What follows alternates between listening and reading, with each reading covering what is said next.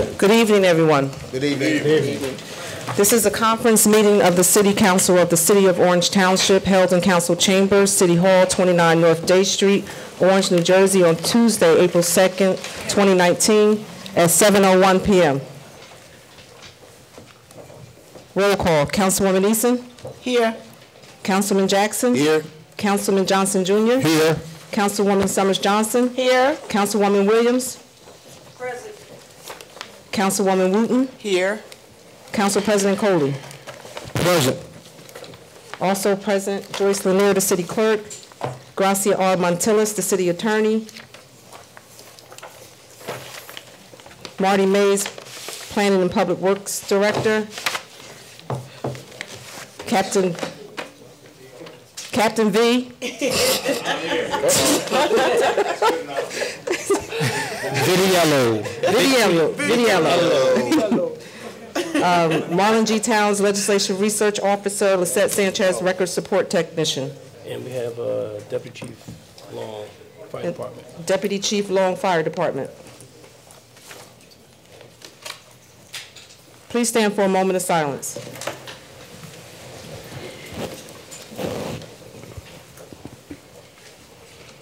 I know I'm forgetting to recognize someone. Someone please help me out. Yes, Mayor Kenneth Gibson. Let's remember him for all the hard work that he did in his long, illustrious career. Thank you.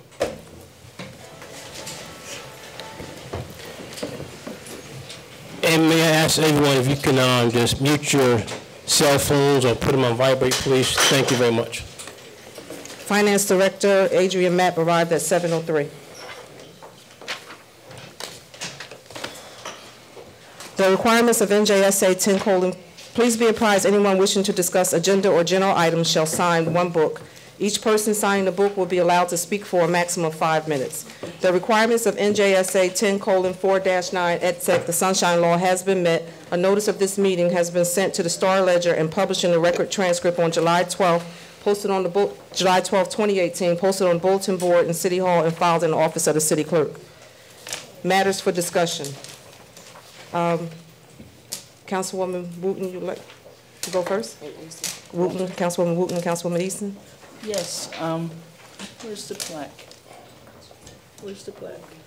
Yes, Council. You got that? Okay.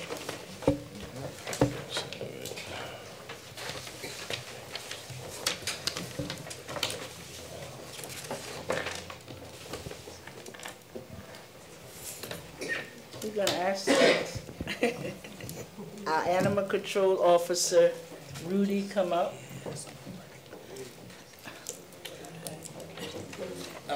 This is a plaque presentation to our Animal Control Officer, Rudy Giordano. He is someone in our city who goes above and beyond the call of duty all the time. He has a job that many may not appreciate, but once we read this resolution, you'll know all the wonderful things that he does for the city of Orange Township. You want to read it first? Whereas the City of Orange Township, New Jersey, joins families and friends to celebrate the life and work and achievements of Rudy Giordano on his contributions to the people of the City of Orange Township. Whereas we come together during this time of joy, happiness, and triumph to pay tribute and to say, well done, for the tireless work and devotion shown to the Orange community by Rudolfo Giordano, or Rudy, as he's affectionately known throughout Orange, who has always been and remains a central and vital force in his family and community. Whereas Rudy Giordano, who is a graduate of Maplewood's Columbia High School and King's College in Union, he is a fixture around Orange municipal government since October 1996, when he started. However, it is his love and passion for animals and wildlife that we best acknowledge and remember.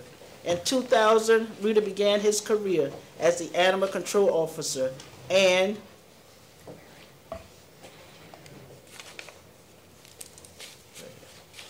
Whereas Rudy Giordano's tenure as animal control officer, he has been recognized and commended by the Orange Police Department and other law enforcement agencies for his outstanding performance on numerous occasions, included but not limited to, while on patrol for the city, he came across some animals that were used for sacrificial purposes, such as sheep, goat, and chickens. The Orange Health Department receives numerous calls about sightings and rescuing animals. For example, a 12-foot python in a park, a 4-foot alligator in an abandoned house, foxes, coyotes that need apprehending.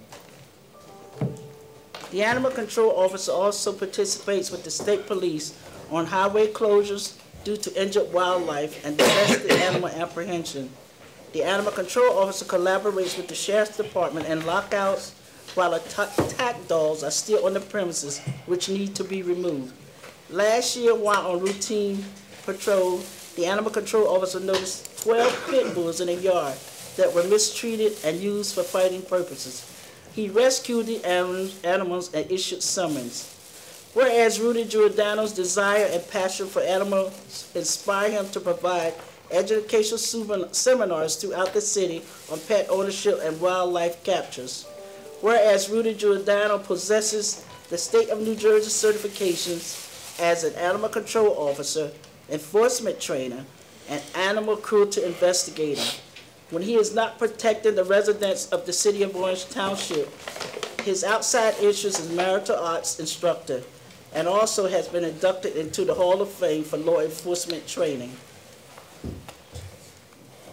Whereas Rudy Giordano is a model that all of the city of Orange Township can look with pride and inspiration. He leads a stellar life and is truly has a heart full of humility and a soul generated by love, who strives to make the difference. His legacy to the city of Orange Township is one of compassion, patience, wisdom, sincerity, and love. He is a faithful and devoted servant to the people of our great city. Now, therefore, be it resolved that the City Council of the City of Orange Township hereby praises and commends the life, work, and achievements of Rudolfo Rudy Giordano. Be it further resolved that the City Council urges residents following passage of this resolution to do random acts of kindness toward others, including our animals, friends, and family, in the name and honor of Rudolfo Rudy Giordano. And I just want to say, I've been knowing Rudy prior to me coming on council, and I've been on council 17 years, so that's how long. And he always has been a man of his word. He comes out and he takes care of the animals whenever you call him. And just a quick story. I was in North Carolina. I had a white car. One day I woke up and something had went across the hood of my car back and forth. So of course I called Rudy long distance. And I said, Rudy, something has damaged the hood of my car. He said, well, Councilor, wait till you come back and we'll figure out what it was. He determined it was a baby bear. Scared me to death. I said, where I live in North Carolina, I got bears crossing. So needless to say, I had to have the whole hood redone. But that's how great of a person. He always answers his phone, and he'll tell you what to do about the little things that crawl in the ground. He told me to put gas in the hole and all of that stuff. And so he's helped me out a whole lot. Disclosure. And I just want to say thank you for all that you do. And this is a long time coming. We should have done this years ago. But we're glad that we can do it tonight. So thank you.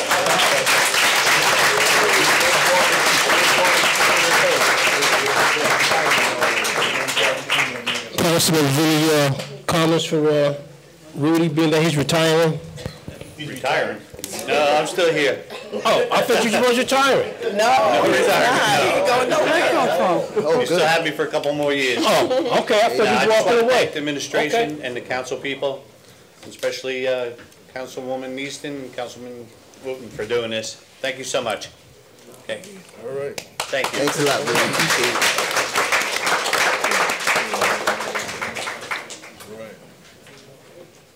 I'm lost. Did you picture? Rudy, I want Any Councilman Johnson? if you don't mind. If you don't mind, Council President.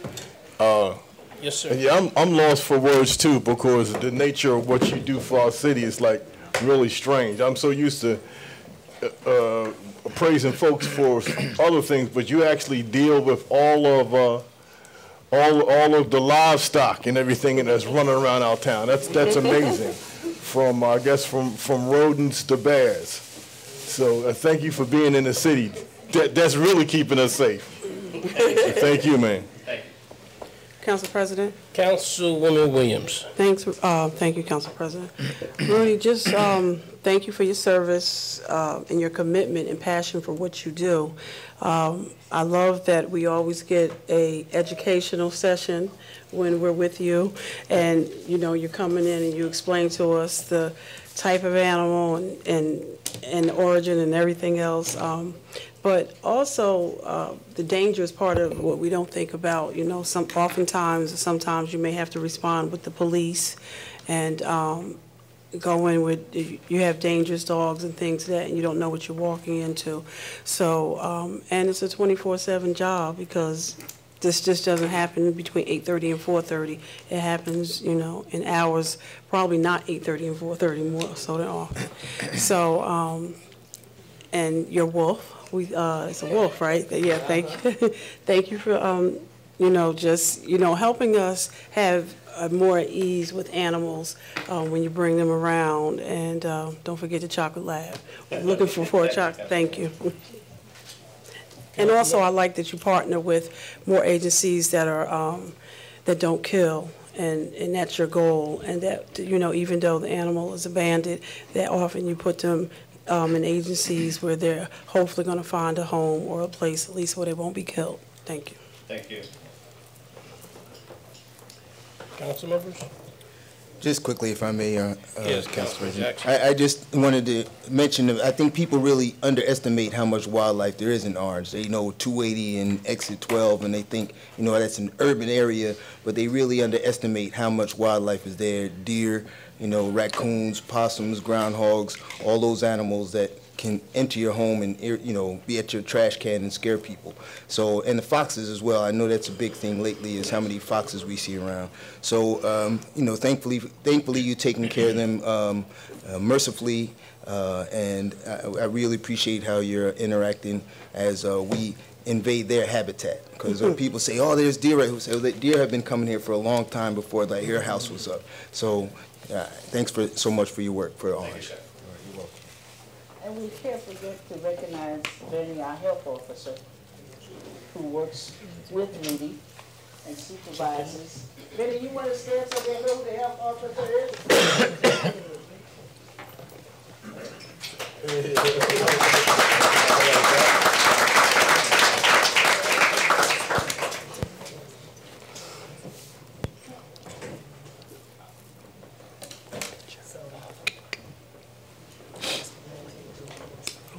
You guys gonna take a picture up here or no? You got the photographer here. Professionals in the house.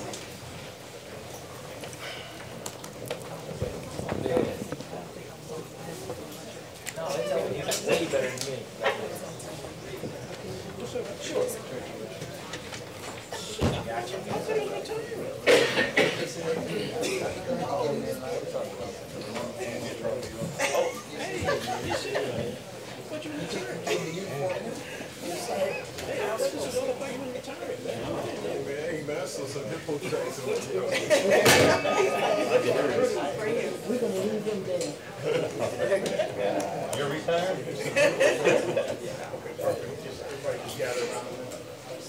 You want to sit down? No, she won't be safe. Can I lower this up? Yeah, sure. So we need to get a phone book or something. Like, there's nobody out there. Okay. Okay. You got yours on.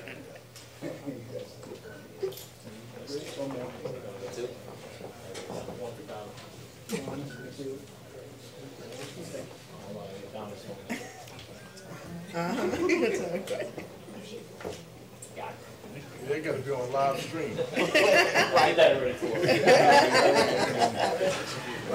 Thank you so much. You're welcome. Good to see you, man.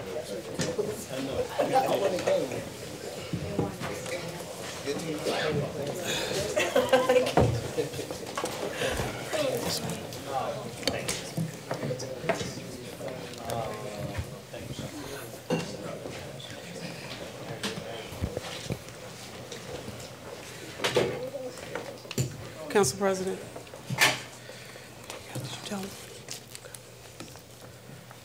We have one more plaque presentation. Can Sean O'Grady join me at the podium?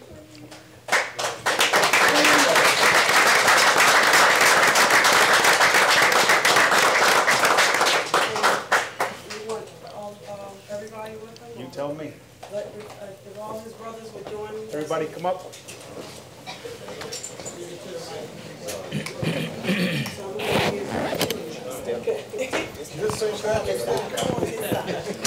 Might as well. Just a couple weeks late. They were heard for long ago. Someone hit the little kid up front. Ready? Sunday before last, we had A resolution in celebration of St. Patrick's Day and honoring firefighter Sean O'Grady as Irishman of the Year. Whereas St. Patrick is the patron saint of Ireland, known for bringing Christianity to Ireland, and it is said for instilling a sense of literacy and learning that allow Ireland to become the Isle of Saints and Scholars. When the rest of Europe was in dark ages, and whereas the Feast of St. Patrick is the only national holiday that is given recognition outside its native land, which indicates the Irish influence throughout the world. And whereas millions of Irish people immigrated from Ireland in the 1800s to escape brutal poverty and starvation due to the Irish potato famine. And most of those people came to America to start new lives and to embrace and contribute to a new land.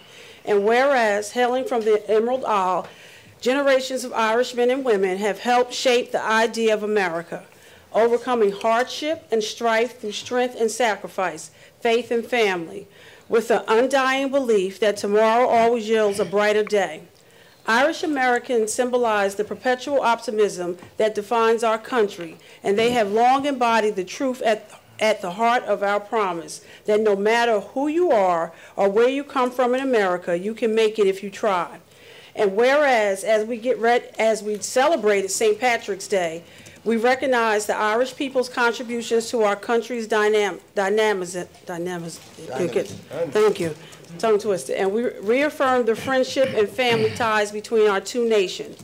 For centuries, sons and daughters of Erin have come to America's shores, adding to our rich vibrancy and putting their full hearts into everything they do, from building our country's cities as preeminent architects and earnest laborers to building our national character as people of great joy, again, great joy, and cherished culture.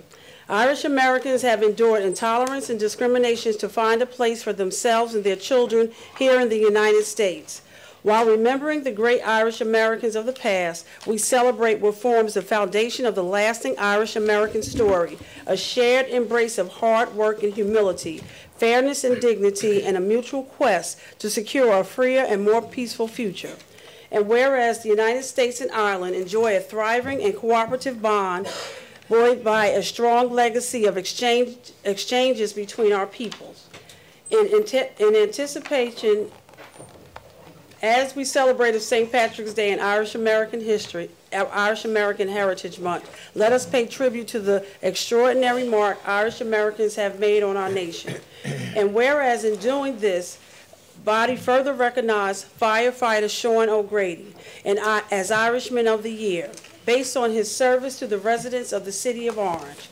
And whereas firefighter Sean O'Grady grew up in East Brunswick, New Jersey, he has been involved in the fire service since the age of 16.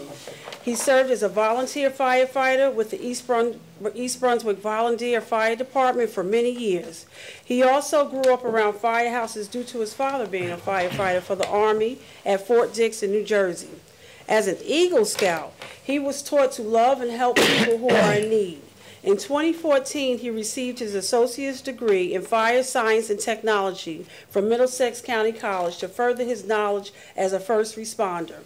And whereas during that same year, firefighter Sean O'Grady moved to Duane Street in Orange, New Jersey, to be closer to New York, where he worked as an EMT for the Fire Department of New York. There he continued to pursue his passion of being a first responder by responding to emergency calls and performing basic life support. During that time, he applied to take the test to become a member of the Orange Fire Department. In February 2017, following passage of the fire exam, he further took his passion to another level by becoming a firefighter with OFD. And whereas firefighter Sean O'Grady has come to love the city of Orange, he continues to serve the residents of the city of Orange by helping to respond to and prevent fires. He comes to work excited to learn something new in the ways of the Orange Fire Department. He has grown as a firefighter by learning from senior members of the Orange Fire Department. While he did not grow up in Orange, he now considers Orange his home. Now therefore be it resolved that the City Council of the City of Orange Township honors firefighter Sean O'Grady as Irishman of the Year. The City Council expresses its appreciation for his role in helping to keep the City of Orange safe. The City Council of the City of Orange Township further celebrates St. Patrick's Day and many contributions of the citizens with Irish ancestry. The City Council of the City of Orange Township encourages the City of Orange Township to observe St. Patrick's Day on March 17th and every 17th day of the month. No, that's just me putting that in. With the appropriate programs, ceremonies, and activities. We are honored to present this resolution to you and thank you for your service. And you've already been welcomed to the family, but we love having you as part of the Orange family.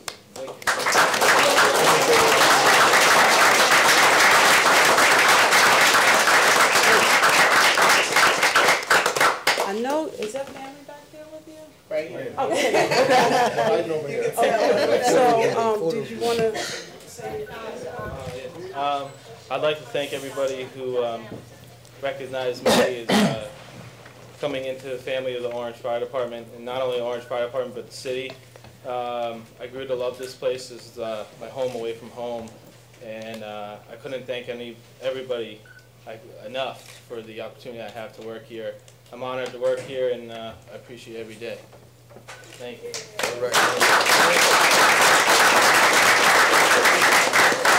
And this is Dad right here? All right. Thank you for your service as well. So, Council President, rather than so many, do you want us to come up there, or do you want us to, what do you want to do, sir? It's set up here already. You want, so we'll come down there? Yeah, let's You'll come come down down there? Okay, so, and Mom and Dad, please join us, and we'll get somebody to take a picture. Okay, you got the professional. Let me get Mom. It's just a kind of a week and it's only Tuesday.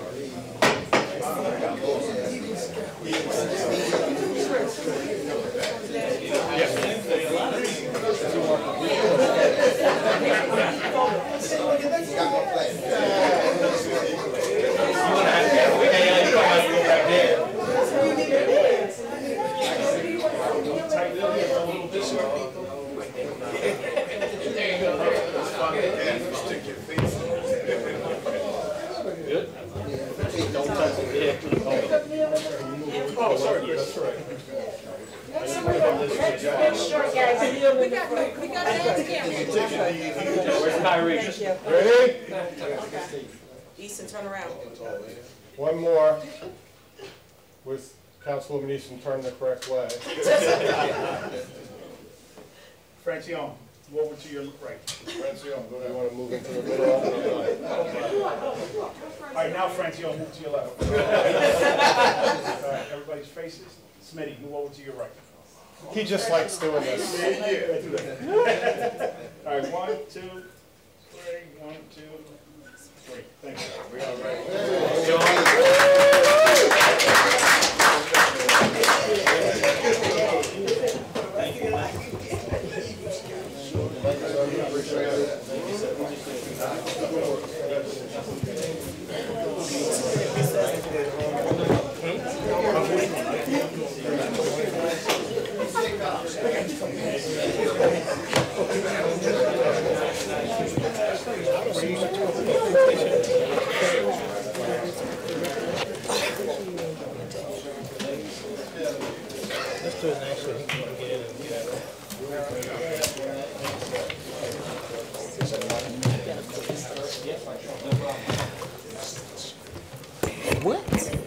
All right, my president. Thank you. Night, night.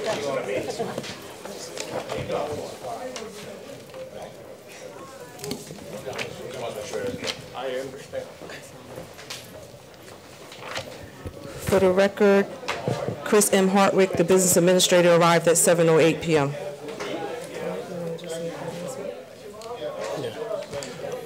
At this time, we're going to go into closed executive session to discuss some pending legal matters. It should take about 15 minutes. So I'm just going to ask that all the public, if you can just excuse yourself from the chambers for about 15 minutes, and so we can get this legal update, and then we will reconvene the meeting. Thank you for your understanding and your patience. Are we still in? Sure did. Oh, I don't know. We got to vote, right? Don't we have to vote? Resolution 112B, 2019, a resolution to hold an executive closed session to discuss pending litigation matters. Is there a motion to adopt? Move. Second. Motion by Councilman Johnson Jr., second by Councilman Jackson. On the motion? On the motion. Seeing none, roll call. Councilwoman Easton? Yes. Councilman Jackson? Yes. Councilman Johnson Jr.? Yes. Councilwoman Summers Johnson? Yes. Councilwoman Williams? Yes. Councilwoman Wooten? Yes. Council President Coley? Yes. Thank you Is there so a much. motion to exit executive session? Second. Motion by Councilwoman Summers Johnson, second by Councilman Jackson. All in favor? Aye. Any opposed? No. Do they think have to be here for people from the church? Totally. But that's what they feel.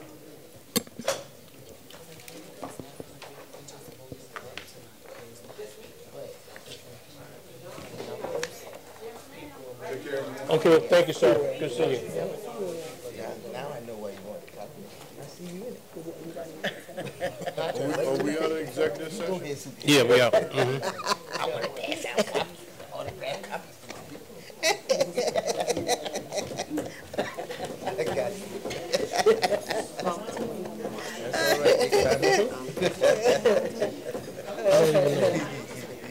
I didn't even look up there.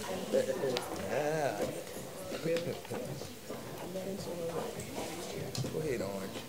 We went there, it was before Easter. We went there. Okay, she did. Just in time. Just in time. Somebody's getting a call. I like that. I like that. Done. Go get the money. Bring that trunk out the attic.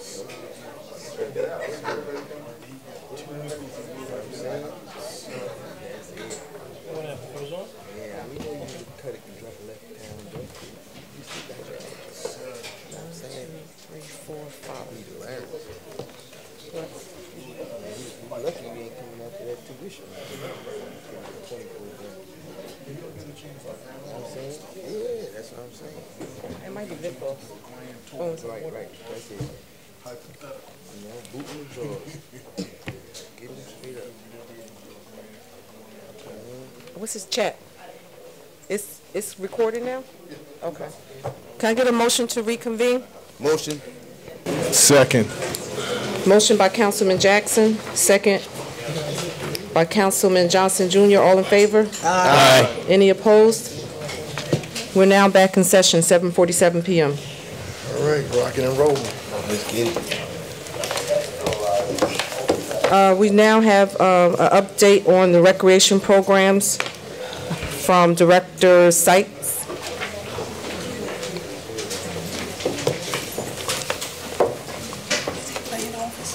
Huh? Anybody in the office? Maggie might be in there.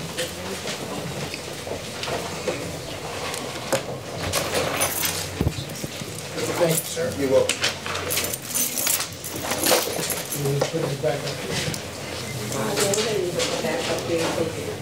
Oh, they're using the projector? Was this on top of it? Wendy. Wendy, just give it to them, they'll pass it around.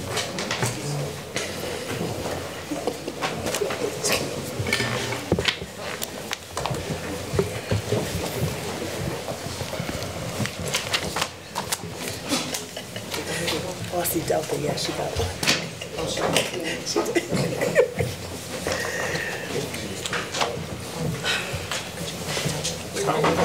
Oh, yeah.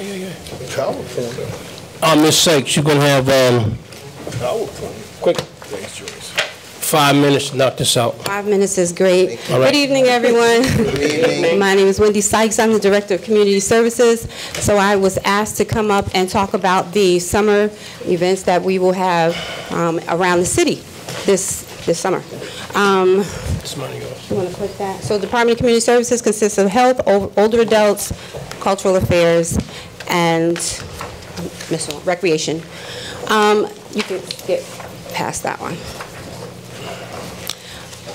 The pools this year will be opening. We open them in succession. Central Playground Pool will open July 1st, in addition to Metcalf Park pools, and then Colgate Park will open July 8th for all of Orange residents. Just go. Next slide.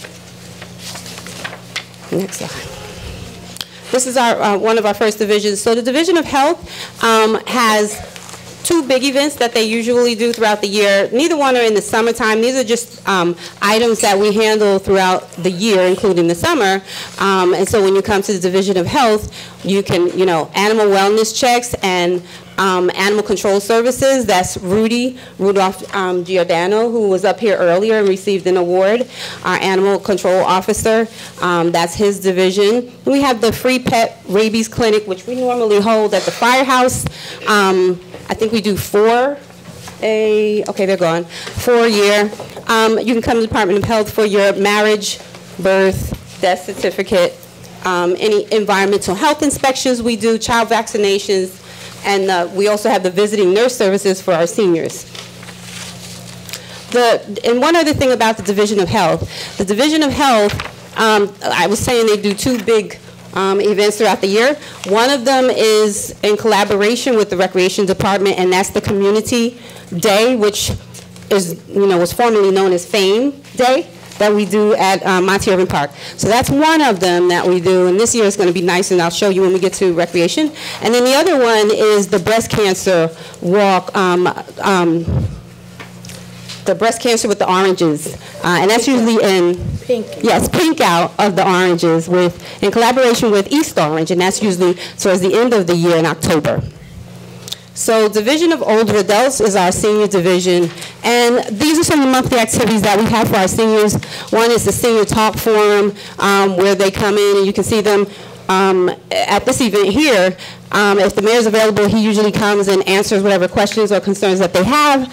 And we have informational material. We bring vendors out for health care. We're getting ready to have one in May, and the surrogate's office is coming out to talk about wills, living wills, and wills and last testaments. We also are doing birthday celebrations each month for our seniors at the senior residence, senior buildings. Jazz Vespers, which is every Saturday morning.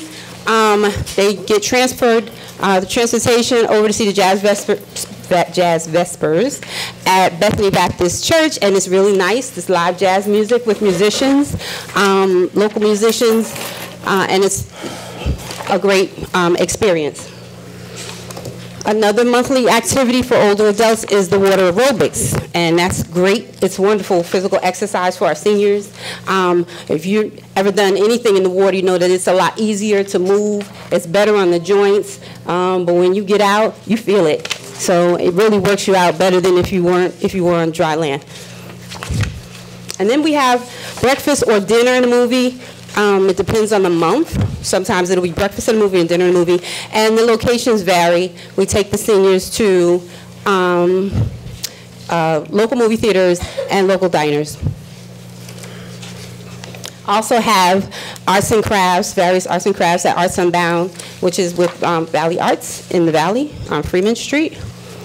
And then we have the summer month events. So these are not monthly, but these are items that are coming up that if you are interested, we encourage you to call the Office of Older Adults and register for any one of these events. The bus rides are coming up to Wildwood on June 3rd through the 6th. Casino bus ride, we haven't picked that casino yet. It's to be determined, the one on June 27th. And then Belmar Beach bus ride July 9th. New York City bus ride July 25th. They're not just going to New York City. There is a destination. That's to be determined as well. And then a Nordic Lodge all-you-can-eat buffet overnight bus ride June 28th. That is awesome. That's like all-you-could-eat lobster buffet. It's really nice.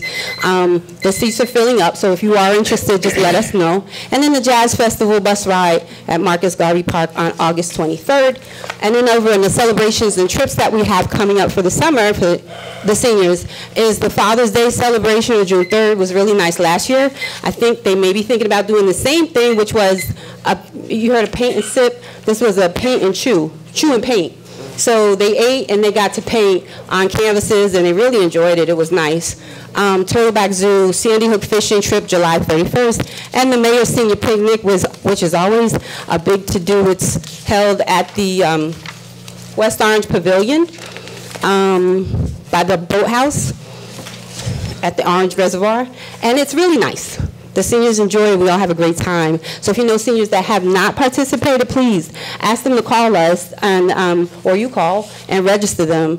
We do have transportation that we offer for our seniors, and transportation is free.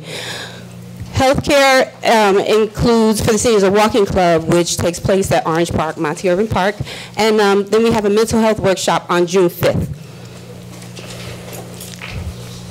Just a note about transportation services. This free transportation is provided for all of our Orange seniors, and we do a regular rotation daily at these different stops, different things on different days. Is that my line?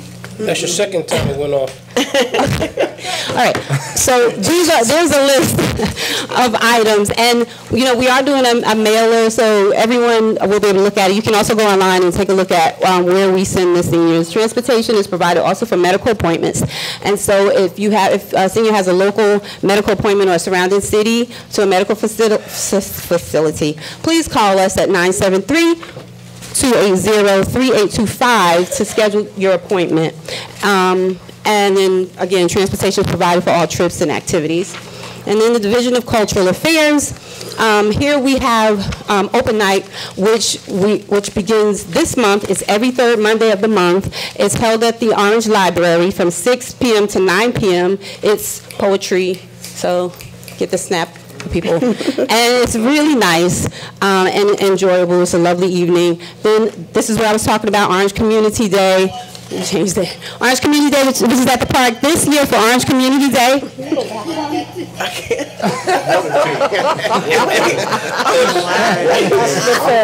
Johnson, I'm like, what are you doing? I thought that was your phone. I'm like, what are you doing? Open mic. Part of our cultural affairs program. Just let that play. So Orange Community Day is like a picnic. We want everyone to come out and barbecue, propane tanks only. We're going to have fun activities, games, food for everyone. So we want you to come out. That is also going to be at Monty Irving Park, Orange Park.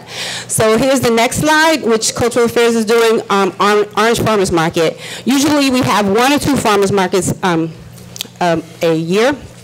This year, we're having a host of farmers markets, 8 farmers markets beginning June 12th and ending September 18th. They're every other Wednesday. We have a farmer coming out. We're still looking for vendors, so if you are a vendor or know a vendor, someone interested, or especially a local vendor that wants to come out and sell your goods or just be a part of farmers market and make it a bigger event. We're also going to have live music for every farmers market. You can come out. It's going to be held at Tony Galento Plaza, and again beginning June 12th, ending September 18th.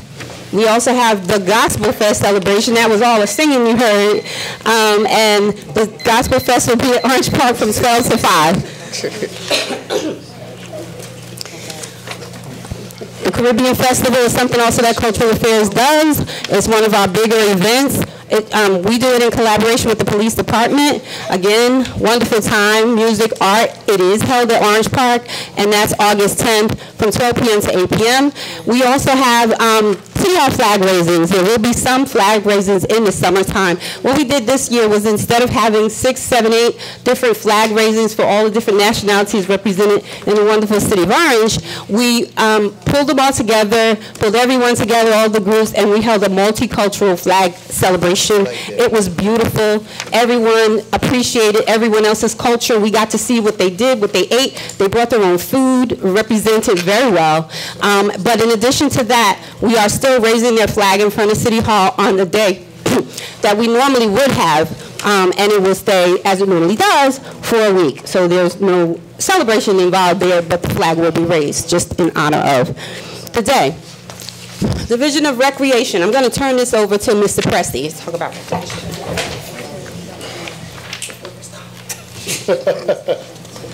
Good evening, everyone. My name is Keith Presti, Supervisor of Recreation. And before we get into the slides, I'd just like to go chronologically what's going on now with Recreation. Currently, we are hosting our after-school programs at the Orange Middle School, Orange Preparatory Academy, as well as our Central Playground Field House. That's our safe haven. Between the two programs, we have about 90 kids registered. We're averaging about 75 kids nightly at the programs, and at the programs they can find all our kids. This is for students 7th grade through 12th grade. 7th grade through 12th grade. And what they can find there are mentoring programs. We have mentoring, we have tutoring, college prep. There's a step team that we have formed. Also, every other Friday, they go bowling. We take them to Eagle Rock Lanes, give them the whole bowling experience, which they really enjoy. The step team on April 27th will host a regional competition. They will host a regional competition at the middle school at Orange Preparatory Academy, and hopefully y'all can come out. That's on a Saturday. Some of the things that's going on currently this is our season for our spring sports. So right now we're registering for all our spring sports programs in the town, and some of the programs that you will find that you can register your child for is soccer, football, that's contact football. We have contact football in the spring now. Tennis lessons will be on Saturday mornings, track and field, and T-ball. Also, currently what's taking place is the Saturday basketball program for all our elementary age kids that takes place every Saturday morning.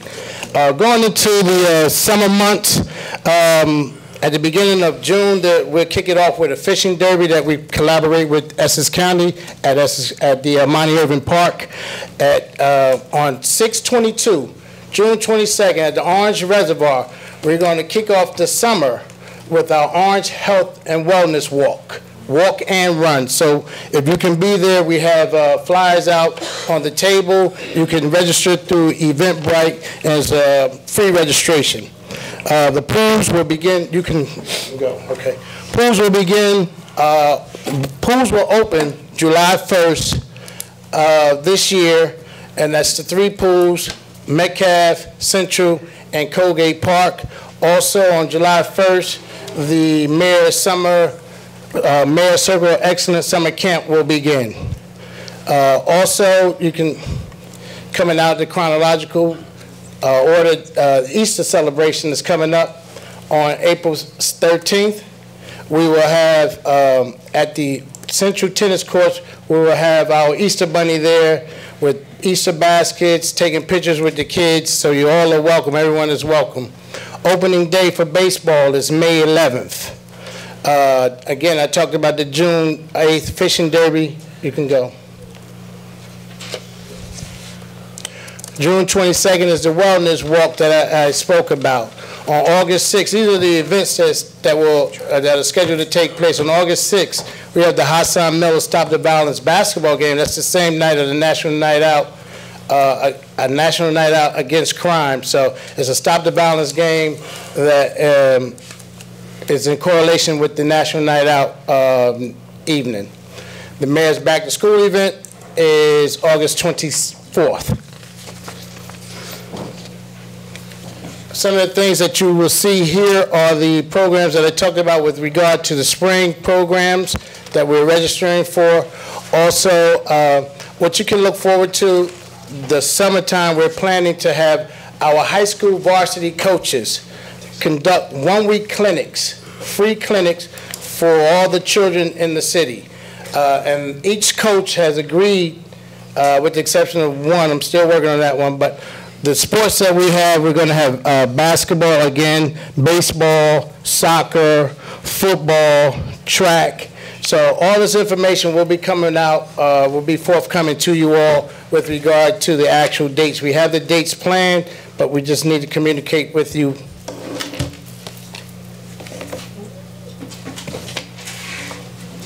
Yep. Any questions? Just 1 second. Just really quick, going back to the summer camp. So if you would like to register for the Mayor's Circle of Excellence Summer Camp, we are registering the students now, and there is a payment plan available for you to be able to, pay for the camp early. The camp is still a STEAM curriculum: science, technology, engineering, this time arts and crafts, and math. There will be 6 trips for the students, for the campers, 6 trips, free breakfast, free lunch, and, free swimming. So they will have a great time this year. We really changed the curriculum around. Also, with regards to the sports, we are looking to include some of our younger children, ages 4 and 5. So we're looking at doing a soccer on Saturdays for children. There's a flyer that will be coming out, and you can find that on our media sites at the city website or Facebook or Channel 35. So just keep an eye out for that if you have young ones that would like to play soccer. Okay, this is our summer food program. We have a grant through the state USDA agricultural program. We do this every year. This program allows us to serve food to children in Orange throughout the summer, free breakfast, free lunch, and then sometimes snacks.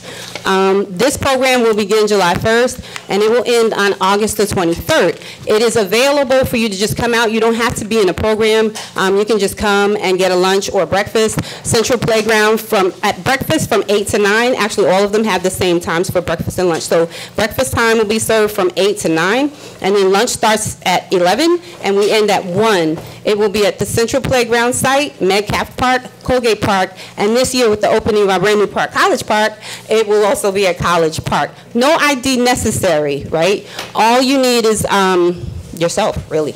Let me see, I'm trying to read my little, the breakfast and lunch, they are for children. So it is for children under the age of 18, or if you have a disability, you can be over 18, and you also have to participate in the school program for people who are mentally or physically disabled. And then our last slide is just some of the outcomes from our summer food program, because it's very important that we make sure that our kids eat during the summertime. I know sometimes there's the backpack program where they get food over the weekend and they take it home. It is kind of embarrassing for some people not to have enough food. It's called food insecurity. We don't want them to be embarrassed. There's nothing wrong with coming to get your free breakfast or your free lunch. It's also nutritional, and we try to, as of last year, 2 years ago, add hot meals. So there are hot meals in addition to a turkey and cheese sandwich, salami and cheese sandwich. There's pizza, hot dogs, hamburgers, or cheeseburger. So some of the outcomes is that, the number of sites that we served last year was 24. We also we reached 1,281 children in the city, is the number that we served. The number of breakfast meals, we served 23,801 breakfast meals and 36,571 lunch meals. And then we employed 31 people to run that program for the 8 weeks that it runs throughout the city. And that's our presentation. Thank you very much. And if you have any questions, we're here. Council members, any questions? Council President. Councilwoman Eason. Before Mrs. Sykes sit down, Director Sykes, real quickly, could you just go over the employment piece? Because I think it's critical that you tell them it's for them to work with kids, it's mandatory background checks. Sure. So just go over that real briefly, please. Sure, that's the slide I skipped. But the what we're doing is this summer, as we hire, to make sure that we are in compliance. Thank you, compliance, and we do this every year. They have to be able to go through a background check. All crimes are not disqualifiers, but crimes against children, crimes sexual nature, those will be, in addition to some other ones. So they have to be able to pass a mandatory background check. We also they have to be able to pass a first aid and CPR trainings that we provide, and then come to one of the employee orientations, and it's just based on where you'll be placed, be it summer food or the parks and pools or the camp. And those are requirements. Did you give the number to recreation and to the departments? Or? I did. So if you would like to call recreation for any of the events, and if you call the wrong number, we will put you through to the right department. But recreation is 973-266-4045. It's 973-266-4045. And I say we'll put you through to the right department because I also presented events for seniors. And the senior events, you can call 973-266-4048 or 49. Yep. Okay. Councilman Missouri, there are questions, comments? Council President? Yes, Councilman. To present you with these, just so that this is flyers. We do a lot of flyers, but I think it's more, we need to change the way so we're not having 10 flyers on the wall. This is a creative way to put everything on one. And then when you can keep both of them. And then the parents can have something on their refrigerator and remind them of the dates of every event. So you're not always presenting, always putting together a flyer. Absolutely. And so we are actually preparing now mailers to go out to the residents, and they will combine everything that you saw on the screen. You will get that in the mail to your home if you live in Orange. So it could just be one. So you can just take a look. Yeah. Papers on it. And this is a great idea also. Thank you. Councilwoman Williams. Ms. Sykes, Councilwoman Easton just asked you to explain about the summer jobs. Mm-hmm. So the summer jobs, that background check, and that's for everybody or young people. Who are those summer jobs? What specifically? So I believe the age is 18 and up. Okay. We do background checks, am I correct? It's human resources thing. Okay, so will we be doing any summer jobs for a height like 16? So I'm just waiting for the go on that, and we're still in talks, but hopefully, yes, we'll be able to get the word out that, our young people can come for summer jobs. Okay. And, okay, so when you know, can you update us, please? Yes, ma'am. Okay. And who pays for the background checks? You probably need to tell them. We do. We do. So just let The them city know. pays for the background checks, yes. So they would understand that. Yes, the city would handle the cost for the background. Councilman, was there any questions? One other thing, the jobs are for Orange residents. Say that again, I'm sorry. The jobs are limited to Orange residents. Right, so first we are looking for Orange residents. Yes. If it's a special criteria like a nurse for the summer camp and no one applies that's from Orange, then we will go ahead and look to that person. All right, thank you. You're welcome. Any other questions, council members? Just so we know, just to follow up on Councilman Jackson, what are you doing to get the information out to Orange residents to let them know? Have you start, any form of advertising, a notification that we're hiring for the summer? And are we still doing our regular forms of advertising and additional for just the seasonal? Right, so we have put the advertisement out in our regular spots, which is the website, Facebook, and on channel, should be on channel 35. But we also will have it in the Orange Transcript and the Star Ledger, in addition to a couple of the online sites. Okay. And I've actually sent them, I have a list of community partners that I've e-blasted it to the churches. They've called me back already. They're interested in some people coming in and filling out applications, the healthcare facilities, and some other nonprofit organizations in the city. And the school district. And the school district, And yes. can you ensure that we, the city council, get whatever you're sending out as well? Sure. Okay, thank you. You're welcome. I just want to say thank you to my wonderful staff that came today. You all know Rudy because you honored him today, but I also want to thank Dina Madden for coming out tonight and helping us. Before you leave, Director, I just have a quick couple of questions for you. Do we have a policy and a schedule for the use of our parks? There is. You want to speak to that? Well, I don't just say, can you just make sure it gets sent to the clerk's office? Absolutely. And while we're in the budget season, the 69 program, I know it starts sometime late in the year, but I have been advocating that it starts earlier in September. Okay. So I'm asking, when we sit down during budget hearings, can you guys advocate for the 69 program to start earlier in September, when school starts? And also the presentation that you guys gave us, can you ensure, Mr. BA and Director, that it gets on the city website and the city council website? And I appreciate that. Okay. Thank you. You're welcome. Council, Thank you for coming. Thanks, Directors. Can we take that screen down? Or, the resolutions and ordinance on tonight's agenda. Does the council have any discussion? Before we begin, I just want to explain what the amended things are in front of you. 116, the content of the resolution wasn't amended, it just tells who sponsored the resolution, the appointment. 117, the same thing. 118, the same thing. 119, it was discovered that the third vendor who sent in the RFQ had a conflict between the council and the administration. They're already on one list, so we removed them from the list. And that goes for 120 as well. The bill list was amended. The total was wrong, but all the numbers that was on there was correct. It was just added up wrong on one page. So there wasn't really amended, just the total was amended. Any other resolutions or ordinances? Council members. Council President, Councilwoman Eason. 17, 2019. How are we putting that on and you only have 2 signatures on the petition?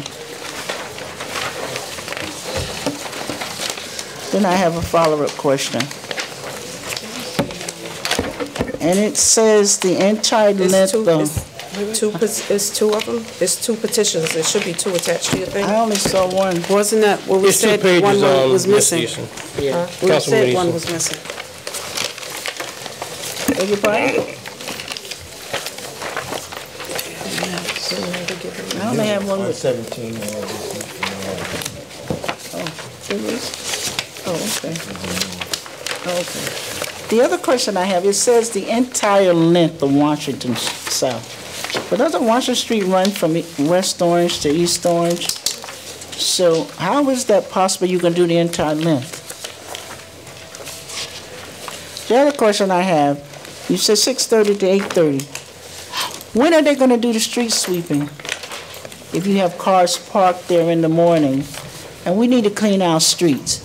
So did anybody think this through? Yes, we did, Councilwoman. And the street sweeping time, that ordinance will be coming up real soon. It's going to coincide with Duane Street street sweeping hours and days. Well, don't you have the cart before the horse? No, I don't.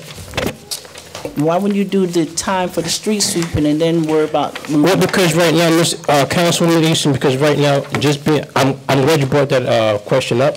Right now, no parking from 6:30 a.m. to 8:30 a.m. every day. There is no active street sweeping going on right there. And the residents in that area are being almost assassinated with parking tickets. They can't park from, just imagine this, just hear me out real quickly. If we have the permit parking, no parking from 2 a.m. to 6 a.m., okay? permit parking. And then the residents, and then the folks that live there, they have to get up at 6:30 in the morning every day, Monday through Friday, to move their cars at 6:30 in the morning, and they can't park there from 6:30 to 8:30. And the street sweeping doesn't begin until way after that. So like I said, we are just trying to ease the amount of tickets that the residents are being hit with. And I can understand that, but we also have that same issue all over the city where people are getting up there early to move their car. But I don't understand why there's no perimeters. You can't do the entire length of Washington. It's not the entire length. It's from Washington Street to the East Orange line. From Washington Street to the East Orange line. What part of Washington Street? You need to put that in the ordinance. What are the destinations? What part of Washington Street? Where does it begin and where does it end? Council President. It should be, you know what, you're right. It should be, no. It should be no center. That's what I'm saying. So right, no center. Well, that can easily be amended right now, Councilwoman. Put that in the ordinance. Where does it begin and where does it end? Right. Otherwise, the cops is not going to know where to write tickets and where not to. You're right. It could be amended as we speak. Thank you for pointing that out. Council President? Yes, Councilwoman Williams. One of the issues that came up, I believe there was supposed to be a petition, and did you? The petition is attached. It's just that when the petition was initially started, the person that was doing the petition, they just started they started with the front page, and the second page of the petition is attached. There was no petition with our package. Say again? It should be up there. Yes, it is. Maggie should have put them up there. It's up on our desk? The petition is attached. It was not attached, but you said we did get it this evening? Yes, the petition on top of the is attached. magazine. That's where mine was. On top of this? There was a resident that had different issues at 233 Washington. I don't see that address listed here. What issues are they experiencing, if you don't mind me asking? I know it was something with the parking. 233, that part of Washington Street, there is no parking at all on that side of the street. That's the side of the street that the firehouse is on. Right. And there is no parking on that side, so I don't understand what the issue could be. You're just doing the other side, which is the even number. Correct. From North Center going east to the East Orange line. Is it North Center or Dwayne? North Center, right there on North Center and Thomas Boulevard. The fire, not all the way to the. Right, across from where the fire department is at, Councilwoman. Yeah, I know this area. I lived there, remember? Yep. I'm just saying that you can't do the whole side, and I think you need to specify what area you're talking about. So again, like I said, you're right. It should that street should have been in there the start and the stop. I mean, in the end, it should be from North Center going east to the East Orange line. You're absolutely right. I stand corrected.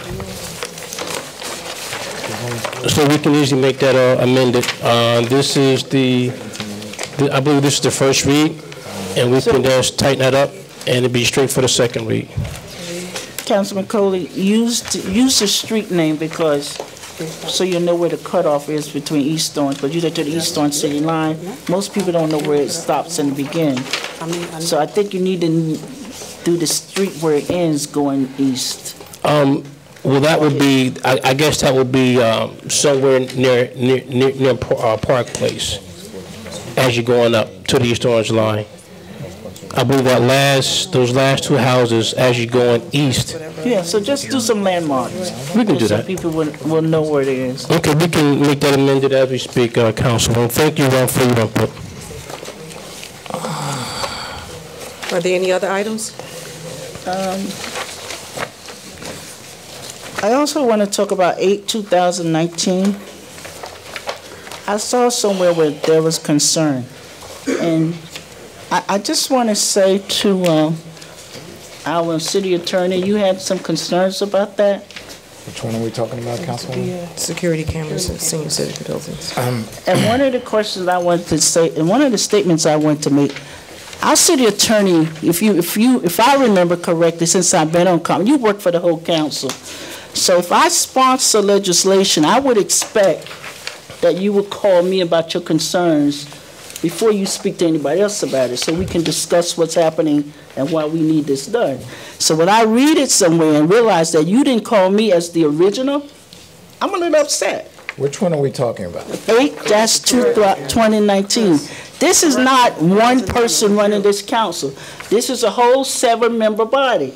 So if I sponsor legislation, I don't care who else has concerns, you need to call me and say, here's the concern I have with the legislation that is being sponsored. Councilwoman, the concern was voiced not only at, the concern was voiced at the prior meeting, which I believe you were at. No, it was not. We didn't discuss it at the prior meeting. Actually, that's exactly when it was discussed, and I'm the one who raised it. Right. And I asked the city attorney to do the research on the issue of enforceability. Right. And that's what this is responsive to. And that was said in public during the meeting when it was introduced. Correct. So did we get a documentation that said there was some issue with enforceability? We actually raised the question in the But was there a response from the city attorney's office? I believe that he has written an analysis. I did, the analysis was in fact written, it's in draft form right now. I don't have the final draft for the council, but the BA is absolutely correct that we did in fact raise it in a public meeting 2 weeks ago. And I can understand your concern, but right now, the priority is trying to get some sense of in the senior building. So I think if there's a problem with enforcers, at least we need to put something in place and let them challenge it to see if it can be enforced or not, and then we could say go back and revamp it and modify it. Well, but right now, I would like to see, and I don't know if Councilman Coley has a concern, that it move forward as it is in its current form. I have to agree with Councilwoman Easton. I would rather have something down on the books, at least that we are taking some type of proactive action to address this issue and let I guess the management or owners of those buildings rebuttal whatever it is that we are trying to do here. Because right now we need to have some type of relief at these senior buildings when it comes to their safety and their quality of life. We have to have some type of 24-hour recording surveillance in those common areas. We just have to, because of some of the concerns that was brought to us is just heartbreaking that's going on. And I'll leave it right there for now. Well, I can, if I may, Council President, I can tell you that one of the, and again, as I stated, the final legal opinion is in draft form, but I can actually state some of the concerns and the suggested changes that we have actually looked at in the law department. And while, to the extent that the legislation or the will of the body wants the legislation to move forward, again, at least to put some suggested changes on the record, we think that the camera should include all public areas and any common areas, which the legislation needs to be tightened up. And the suggested changes, like I said, should include all public areas as well as any common areas. We also believe that it should be attached to pilots, since most senior centers are through pilots. So those are, again, some of the suggested changes that we are currently putting in final form for the council to consider. So if that all being said, why weren't, if our business administrator raised that issue at the last council meeting, why don't we had a conversation prior to this meeting about your concerns or some documentation so that we could basically look at it and see if that's what we want to do? And not to say that I disagree with you, but I think the city attorney's office needs to realize they work for all council members. Councilwoman, So if that's I not in sponsored dispute it, right now. why didn't you call or send me a documentation or email that say, here's some of the suggested changes prior to this meeting? We're Because- at the second reading right now. Understood, and because again, that's why I said we're actually, we've looked at it, we've reviewed it, and it's in draft form. So I apologize that it's not ready for this evening, but again, I've articulated our concerns, and we have 3 major concerns, 2 of which I've highlighted tonight, but to state, I guess, a 3rd time that I'm working for some members of the council, not others, again, that's not accurate, and that's not fair. Well, let me just state for the 3rd time. If I sponsor legislation, I would expect a phone call or something from the city attorney's office prior to the 2nd reading to let me know you had some concerns. Because if we look at what you're talking about, it's going to delay it another, 90 days or 45 days? 2 weeks. Can we do this just so we can keep the meeting moving? The concerns that you have regarding your legal opinion and the changes that you want to make to tighten this up.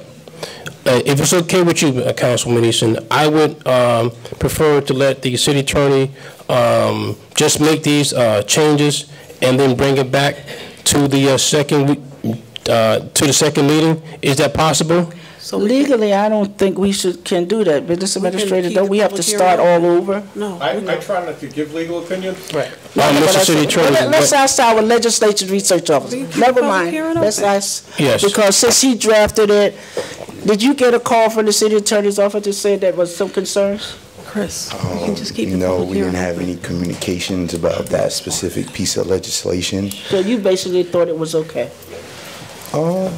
Yeah. I mean, as far as outside of the statement by the business administrator at the prior meeting that he had some concerns, I wasn't aware of what the specific concerns were, but I did recall that it was raised at a prior meeting. So can we postpone the 2nd reading and bring it back at the next meeting? Councilwoman, a better way, I think, procedurally to handle it is to open the public hearing, keep the public hearing open to the next meeting, and on the basis of the discussion of the public hearing, make amendments and changes so that the public hearing remains open from tonight to the 16th, and then with those changes on the record, the council would be in a position to vote. On the 2nd reading? Correct. I don't disagree with that approach. Okay. Is that okay with you, Council? That's fine. Okay, let's just do that. Thank you. Thank you, Councilwoman and City Attorney. Are there any other items the council wish to discuss? Council President? Councilwoman Williams. Just, I am going to remove 115-2019 just because we have to do some modifications on it, and we'll bring it back at the next meeting. That's 115-2019.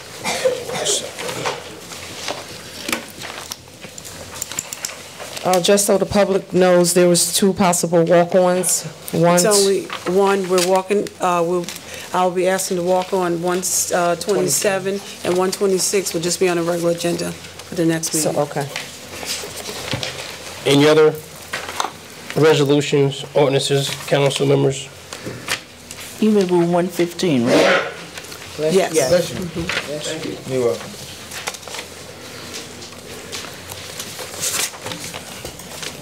Is there a motion to adjourn the conference?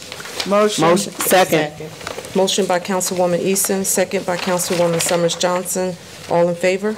Aye. Any opposed? Meeting adjourned, 8:31 p.m.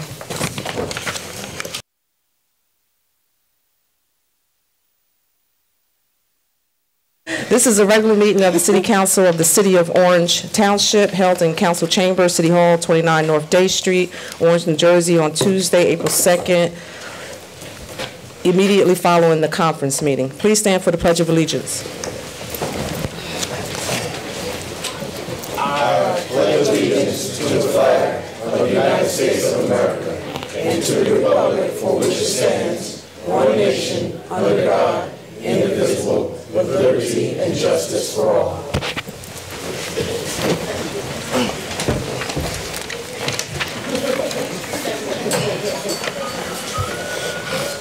Roll call. Councilwoman Easton? Here. Councilman Jackson? Here. Councilman Johnson Jr.? Here. Councilwoman Summers Johnson. Here. Councilwoman Williams. Present. Councilwoman Wooten. Here. Council President Coley. Present. Also present, Joyce Lanier, the city clerk, Chris M. Hartwick, the business administrator, Gracia R. Montillis, the city attorney, Chief Deputy Long, Fire Department, Marty Mays, Planning and Public Works Director, Captain Vinny Vidiello, Police Department. Good girl.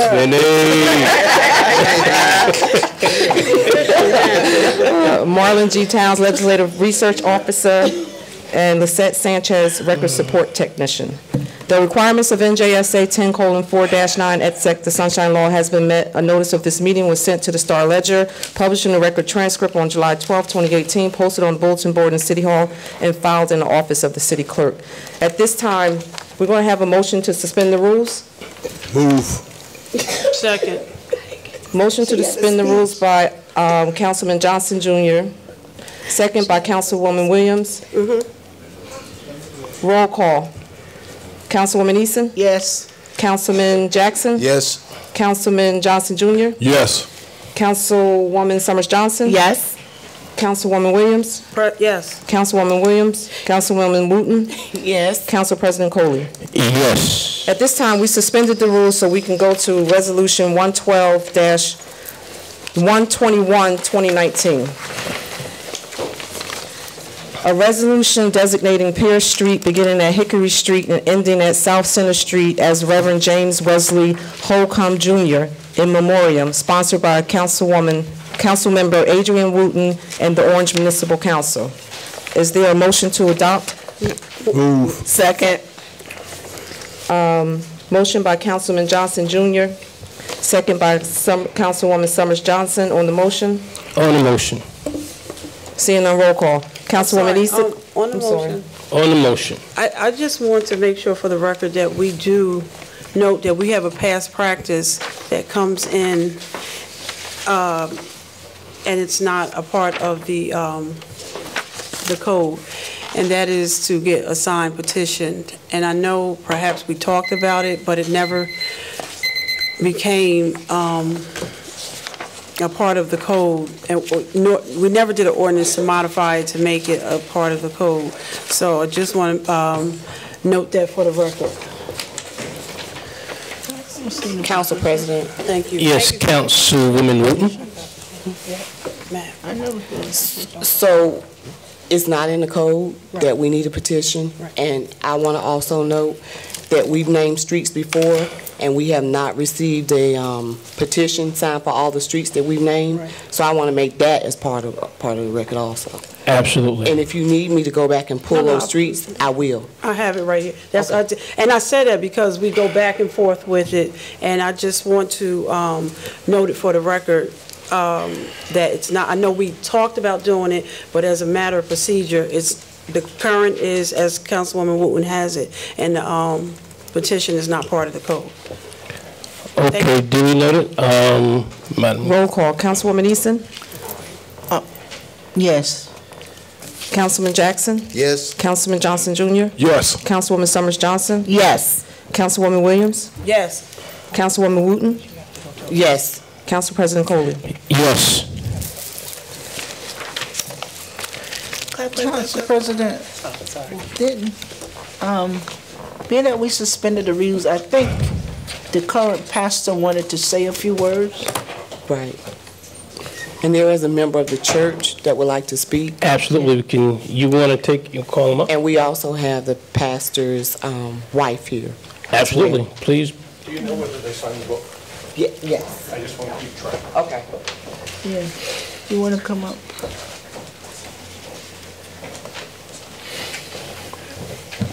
I would say good evening, but good night. We're happy to be here in this meeting to the president and all the council. Reverend can you state your name for the record, please? Dolores Johnson, pastor of the Unity Baptist Church, 212 Pearson Street, Orange, New Jersey. Reverend James Wesley Holcomb Jr. has been a resident of Orange and a servant leader here in the city of Orange.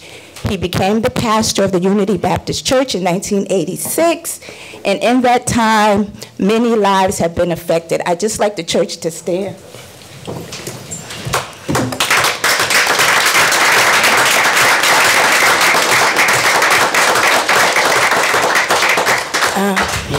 both young and old residents of the city of Orange. He has worked not only as chaplain of the police department, but in cooperation with HANDS, in cooperation with the city hospitals and different community agencies, with the high school, the school board of education, and many other partners. And so this designation is not just a part of his legacy, but it's a part of the legacy of the lives of the community in which we serve. And we thank you for hearing us on tonight. Thank you. Hold on, don't go anywhere. We go back to high school. Yes, we do. Yes, we do. Yeah, long time. And while I have you here, you can let, I guess, your congregation know that Saturday, because you guys will probably be going when I make this announcement later on. Yes. Saturday, April 27th, the city is going to be having a shredding day from, I think, from 9 to 1:30 p.m. right behind City Hall. Just bring all your documents that need to be shredded right behind City Hall. Okay. And also at my church, Bethel Baptist, we're going to be having a health fair Saturday, April 13th from 10 to 2. So you guys are more than welcome to come help screen and do all that good stuff. And likewise on Saturday, this Saturday, April 6th, in partnership with FARC, we're hosting a community family boutique, which is free to the community, to the residents, and we will be servicing some recent fire victims. So we welcome all the community. Let your churches, let your families, everybody know. Right. 212 Pearson Street parking lot. All right. Thank you for coming. Thank you. This one.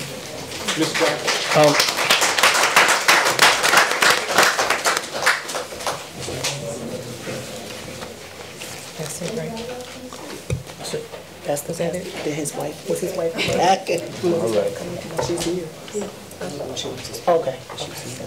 So that's it. Is that it? Is there any other person from the congregation that wish to speak before we move on? Thank you. Approval of meeting minutes. We finished? Conference and regular meeting minutes, February 5th, 2019. Is there a motion to adopt? Move. Second. Motion by Councilman Johnson Jr., second by Councilman Jackson. All in favor? Aye. Any opposed? Department monthly revenue collection 2019. I'm assuming that was supposed to say March 2019. None. Constable reports, none. OPA reports, none. Point of order. You want to give them a chance to exit? I guess we could. Yeah. Yeah, give them So a minute or two. everybody Thank can you, hear. Councilwoman Easton. Yes.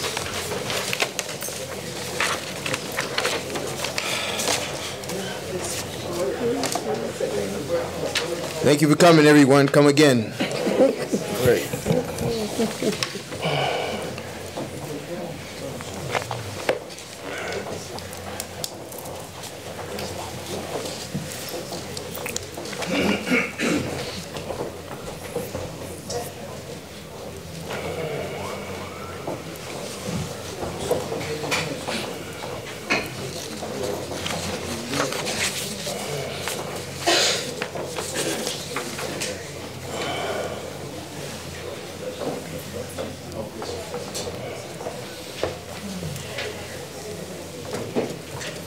Council reports.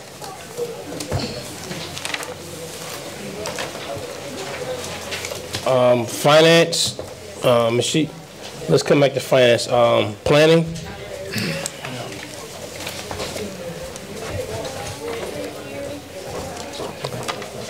Councilwoman Nation, anything from the planning board? No, except we celebrated last Wednesday night, which was a great affair, the retirement of our own Larry Samuels. Okay. He was in Orange, I think, for 35 years. And we gave him a nice send-off, a retirement party and a plaque, and we enjoyed it immensely. We're gonna miss Larry, but, you know, he's moving on to bigger and better things, so. Yeah. We did do that for him, so we have a new secretary. Okay. Laquanda Best for the planning board. And a new attorney. But it was great. Thank you. Anything with the ABC board? No, we haven't had a meeting. I think we have a meeting on this month, maybe the 19th. Yeah, the 19th of April. Okay. Council President? Yes. Through you to Councilwoman Easton. Who's the new attorney?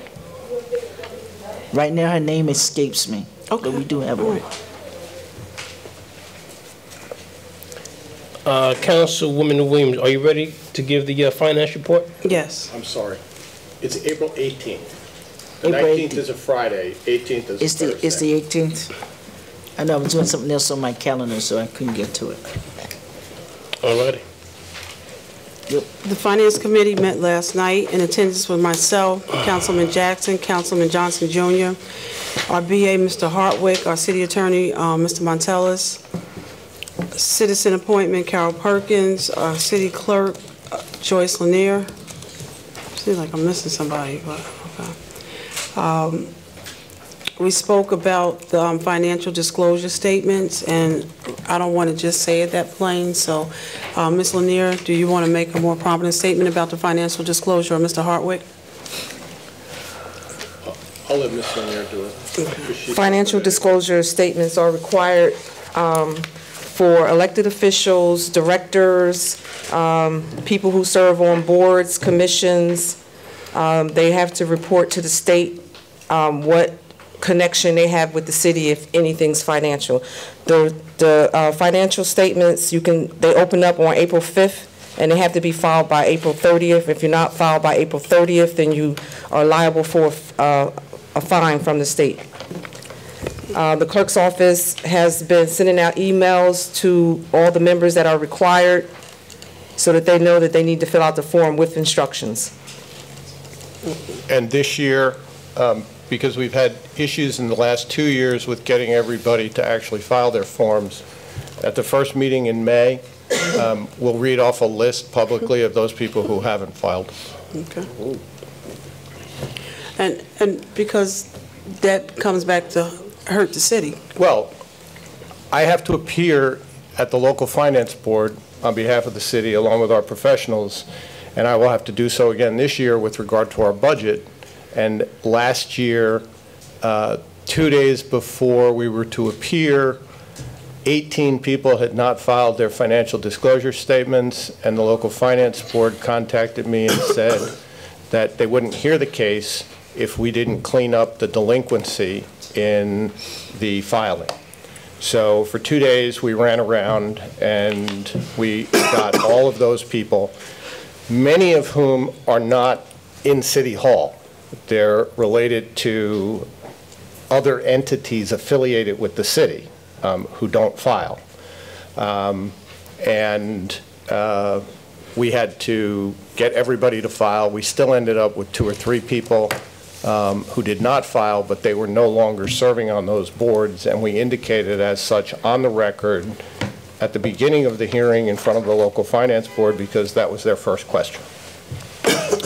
Thank you. And Council President, we briefly had discussed that perhaps that there's something that we can do, because what happens is maybe it's not discussed when you are appointed to a board or something like that, and then when it comes time to deal with people are caught off guard and they feel, so perhaps that we maybe need to add that as part of the ordinance or something to let people know that this is, as part of your serving on this board, this is something that you are required to do.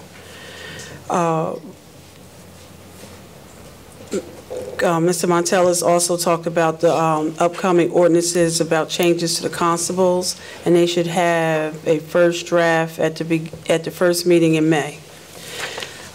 The budget is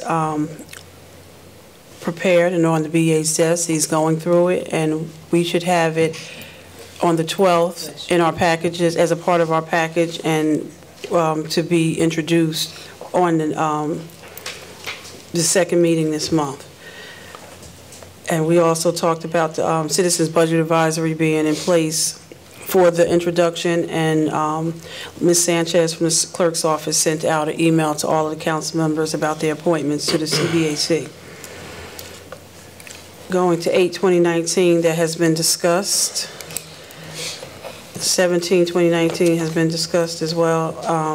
8/2019, the Finance Committee recommends moving forward. 1/13/2019, the Finance Committee recommends moving forward. 1/14, I'll have to speak to that later. 1/15 to be amended will be a state that was spoken about already. 1/16 through 1/18, the Finance Committee recommends moving forward. 1/19, we have the amendment on our desk. And 1/20, is there an amendment on our desk as well? Yes. 1/21, that's the one I'll bring back at the next meet. No, it's 1/21. We just did it. Okay, that was the one. I'm sorry. And 1/22 to 1/24, recommend moving forward. 1/25, the clerk gave the statement about there was nothing different, I believe she said, about the attachment. It's just that the number on the front was wrong? Correct. Okay. And that's it. Thank you, Council President. You're welcome. Council President? Yes, Councilwoman. Just so you know, the answer to Councilwoman Williams' question, the new attorney is Tamara Lothman Clark. Tamara Clark? I think you said a hyphenate. I didn't hear it. Yeah, Lothman Clark, hyphenated. Thank you. Lothman Clark. Thank you. Thank So you. we know the people watching the show. I mean, watching the council meeting. Okay. Before you move on, Yes. for the record, Director Matt arrived at 8:44. Anything from the library? Council President, I'm glad you asked. Yes, sir. The library is back up and running. They just sent me over today an email of the National Library Week coming up April the 7th to the 13th is National Library Week. Monday, April the 18th to the 13th, that's Monday through Saturday, is fines-free week. Councilman Jackson will be able to take his books back without getting hit with fines, but that's something that they're looking forward to generate, get some walk-in traffic and get people excited about. Wednesday, April the 10th, 10th through the 12th, they have door prizes. They have entering the win prizes I guess to spur some more foot traffic in the library. But they're doing some really exciting things. April the 12th, prize giveaway drawing, and Saturday, April the 13th, is International Food Festival. So big kudos to the new team over at the employees and new team over at the library trying to spark up some interest, man, and get everybody excited about the library. So come out and participate. Thank you, sir. Thank you. Council President, Yes, Councilwoman Williams. do you have that to share, Councilman Johnson? Yes, I'll send everybody the email that I got today. Okay, thank And you. I thought it went to everybody, but I will send it to everybody. Thank you, sir. Yep. 3 attachments to it. Okay. Could you include me on that email? Why not? Why not? Me too. Lissette? Okay, you got it too, Lissette. And the city attorney. And Marlon? All right. Anything from housing? And honestly, if you want to short circuit an Oprah request, add Mr. Felt to the distribution. To save a sheet of paper.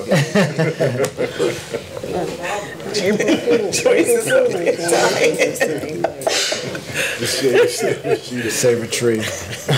Anything from housing? No from me. No housing? I don't see Ms. Gordon. Any public works committee? What I will say regarding the public works, Marty's back there, and Mr. Hartwick, we did get the date from the city of East Orange about the citywide cleanup, and we wanted to continue to do that in partnership, June 1st. Marty, did you get that? What day is that on, June 1st? Saturday. Saturday? Okay. Just today, all the polls open. All the polls open today. Anything from the police department, Kat? Yes, please.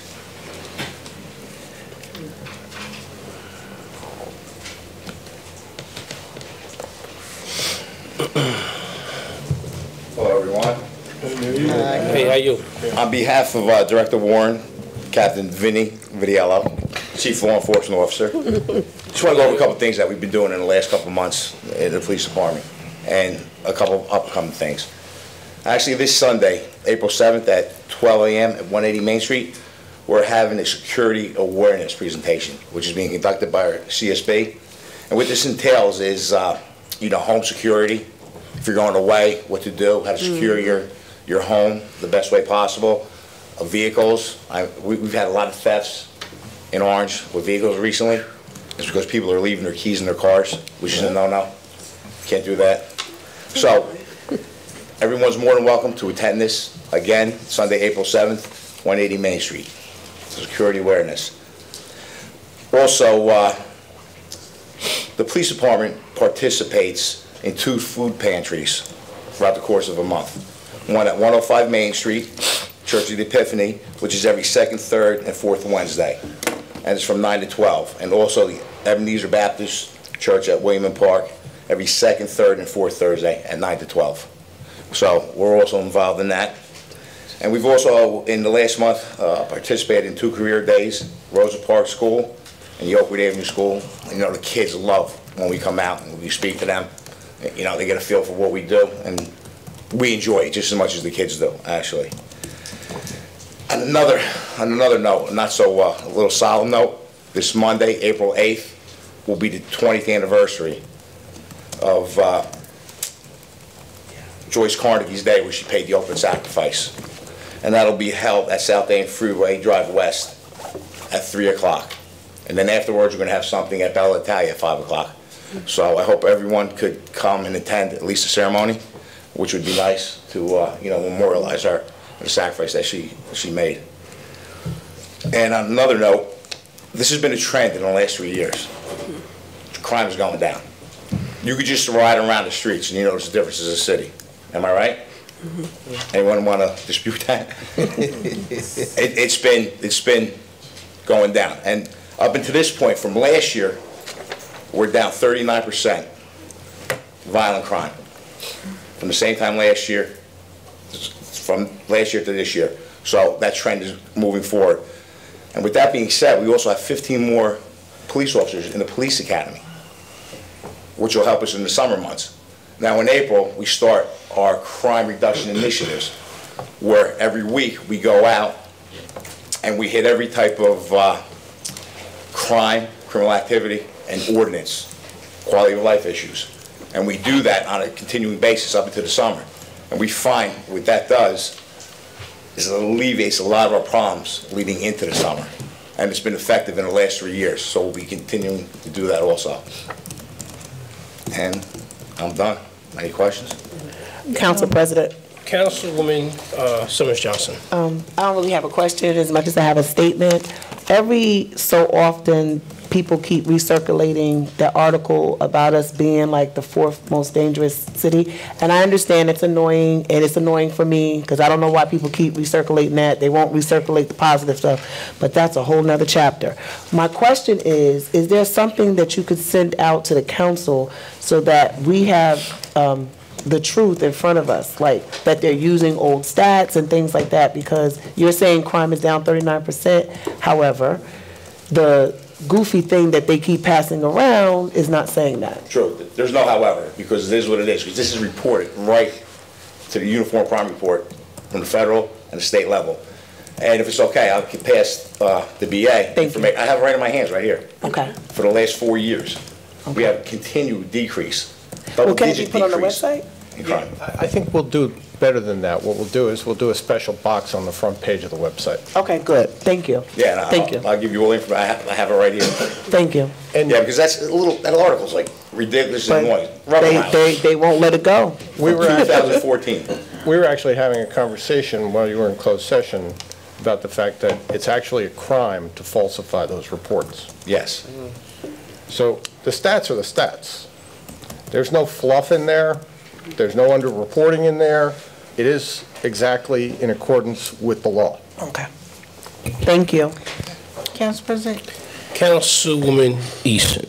Captain, just tell them that 180 Main Street is the Dominican church. It's the... So that you just said 180, it's the church. Yeah, 180 Main, it's actually the Redemption Christian Church of God. Right, so that they have a Redemption Christian landmark Church of God. Yes. to know where they're going. So former Russo's. And it's at what time? Yeah. At 12 o'clock, Sunday. This Sunday. Council President, if I may. Councilman Jackson. I'm not sure about insignia, but I called you captain. I see a bird on your shoulder. You still captain? Yes, it's concerning Chief Law Enforcement Officer. Okay. I'm the highest ranking officer in the Orange Police Department. I'm in charge of running day-to-day operations. All right. So, thank you. That has nothing to do with age? You better leave him alone. I don't play. I feel pretty good at 52. You do, you are good. And I have 2 artificial hips. That's all right. You're the bionic. They Council just haven't been installed yet. Last year, they're ready to go. Boy. Council President. Yes, Councilwoman. You, the Captain V. Captain V, Vidiello, thank you for the response on the phone call, and the feedback from the citizens were that you were very helpful. Have you had a conversation, and this is over on Seven Oaks Way, Mr. Hartwick, are we going to get permanent where the gate was, better bushes and or something, because the last bushes fell, and that's what's kind of just inviting Allowing people. them to go through? Yeah, inviting people. Is this 7 Oaks Court? What? Yes. Yeah, court, yes, okay, court, yeah, right. Yeah, actually, we had a meeting about that the other day, and within the next several weeks, you'll see action on the items that we had discussed with the association, which includes the fence replacement, the lights, and some plantings. We had a survey done, so we know that the old fence was actually on the wrong person's property. And we met with the mayor. The mayor will be speaking to the association, and we have a schedule hopefully in place by the meeting on the 16th. The schedule, what's going to be there to replace? What's going to be done and when it's going to be done. Okay, all right. Because we still have some things to order. They Okay. picked the fence type, and now that we've resolved certain of the issues, we can move forward. Okay, and thank you again. You're welcome. Thank you, Kat. Any other questions? Just want to leave you with this. We continue to monitor the hotline, and the number is 973-666-0097, 24/7. Any issues or problems, call that number. And of course, if it's an emergency, call headquarters directly, 911. And thank you. Kat, thanks. All right. Captain Vidiello, I just want you to know that there was a law enforcement officer that was really appreciated on CBS for being a dancing law enforcement officer, so. Really? Just heard you was at Zumba, just saying. No, so. he's coming to Zumba. He's coming, oh, okay. I'm going to attend the class. I can't. We won't be there. Council President. Deputy Chief Alone, anything from the fire department? Yes, sir. Yes, sir. Good evening, council. Good evening. Good evening to you. Deputy Chief Gerard Long, Orange Fire Department, Commander of 203. Okay, first and foremost, I just would like to congratulate Rudy. I know him working for the city as well. He does a lot of good work. I'd like to commend him on a resolution that he received tonight. In addition to Firefighter O'Grady, I had the opportunity to work with him. He's part of my shift. I had the opportunity to train him through the academy. And I must say that the award was well deserving. He's a very humble guy. He comes in, doesn't complain. He takes initiative to get work done. He does, he does a great job, doesn't ask for help. He's an aggressive and good firefighter, so just want to say congratulations to him. And thank you for the council, the city administration for providing him with that award. We had a fire yesterday, 198 South Center Street. The companies arrived to find fire, I believe, on the second and third floor, fully involved. No injuries were reported. and the cause of the fire is undetermined at this time. That happens to be the second fire at that location.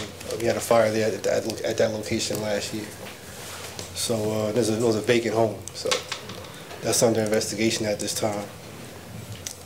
As you know, we have 19 recruits in the academy right now. We just lost one, so we're down to 18.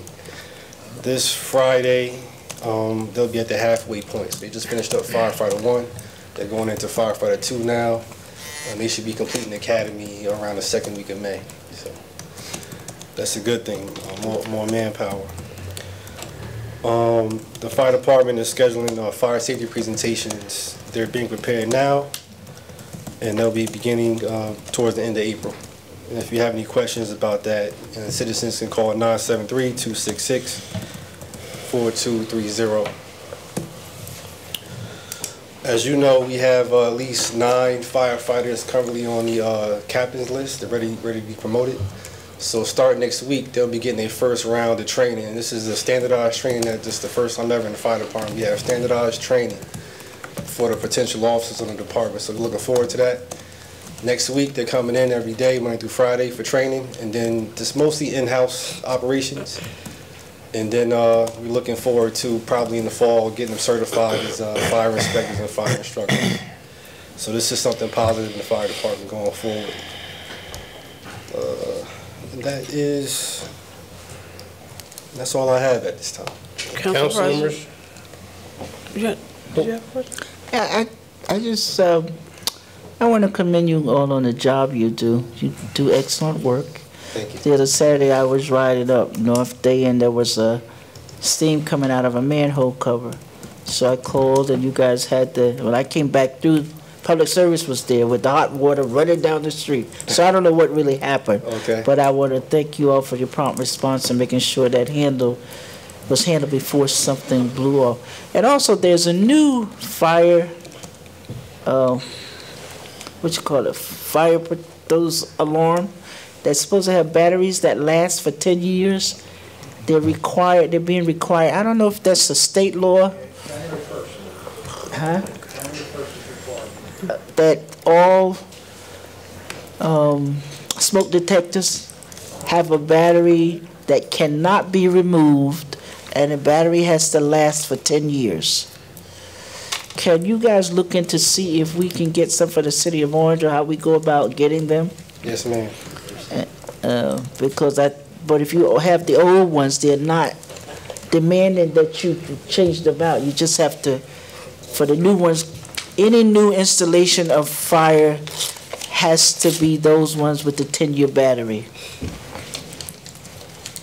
Yeah, which makes a lot of sense. It sure does. And you can't remove the battery. Yes. So. Because when we have daylight savings time, we have to, most of us have to worry about changing batteries. Yes. And with that, that's one less thing to worry about. But you still have to. So maybe we could get some for the city of Orange, or let us know, our business administrator.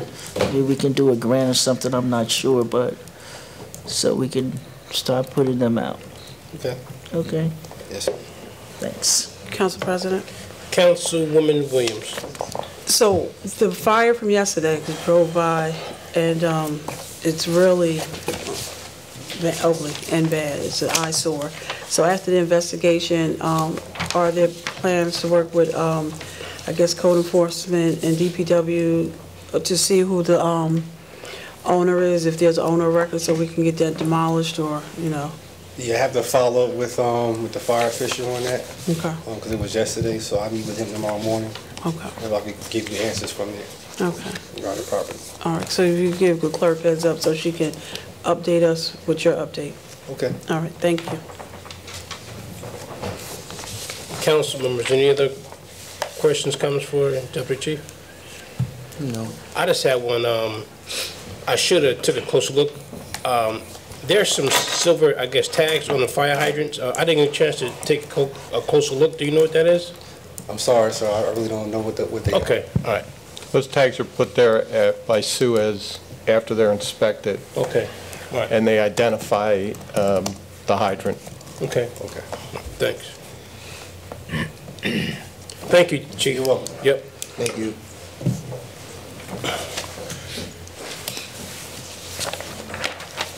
Communications and petitions, there were none. Citizen comments.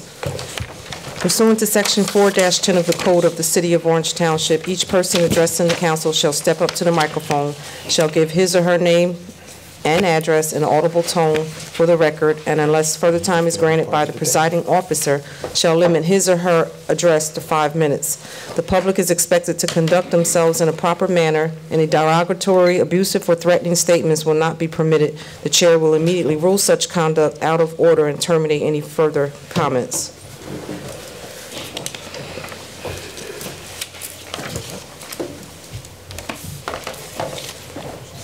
Mr. Fell?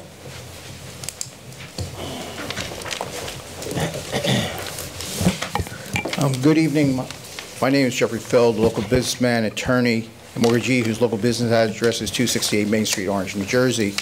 As my custom, I delivered various heads-up roadmap, heads-up memos with questions and comments to this group. I incorporate my questions and some of my recommendations. It's March Madness. We're coming to Final Four, and I feel like I'm witnessing Dean Smith in North Carolina in the Four Corners, because it's about 9:15 now. The citizens' comments are about to begin. We heard that the budget was not introduced today, but there was really no explanation of why the delay. We had promises and promises and promises that we would not have delay in the budget process. A few minutes ago, we had a comment about Oprah. And what's interesting, we had Oprah today because we had a court hearing today about Oprah, and no one discussed what happened today in court. It's not a pretty day for Orange, because one thing that the judge did order is that within the next 10 days, Orange has to disclose the dates of the calendar year 2018 FBI subpoenas, the date they were received by the Orange agent, and the date the city clerk received them. In addition, the city will have to file the first brief as to how they can assert the privilege of an ongoing investigation on behalf of the FBI. Then I get an opportunity to respond. In addition, the judge, she did not like to see me, especially when she saw the volume of open Oprah requests. And I do commend the clerk's office by getting independent counsel, because by me meeting with the independent counsel, I think there's going to be a new protocol as to what happens when there's Oprah requests.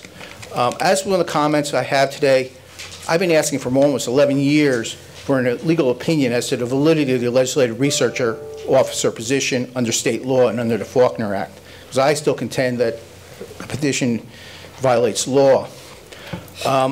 Also, I give you heads up about various opinions.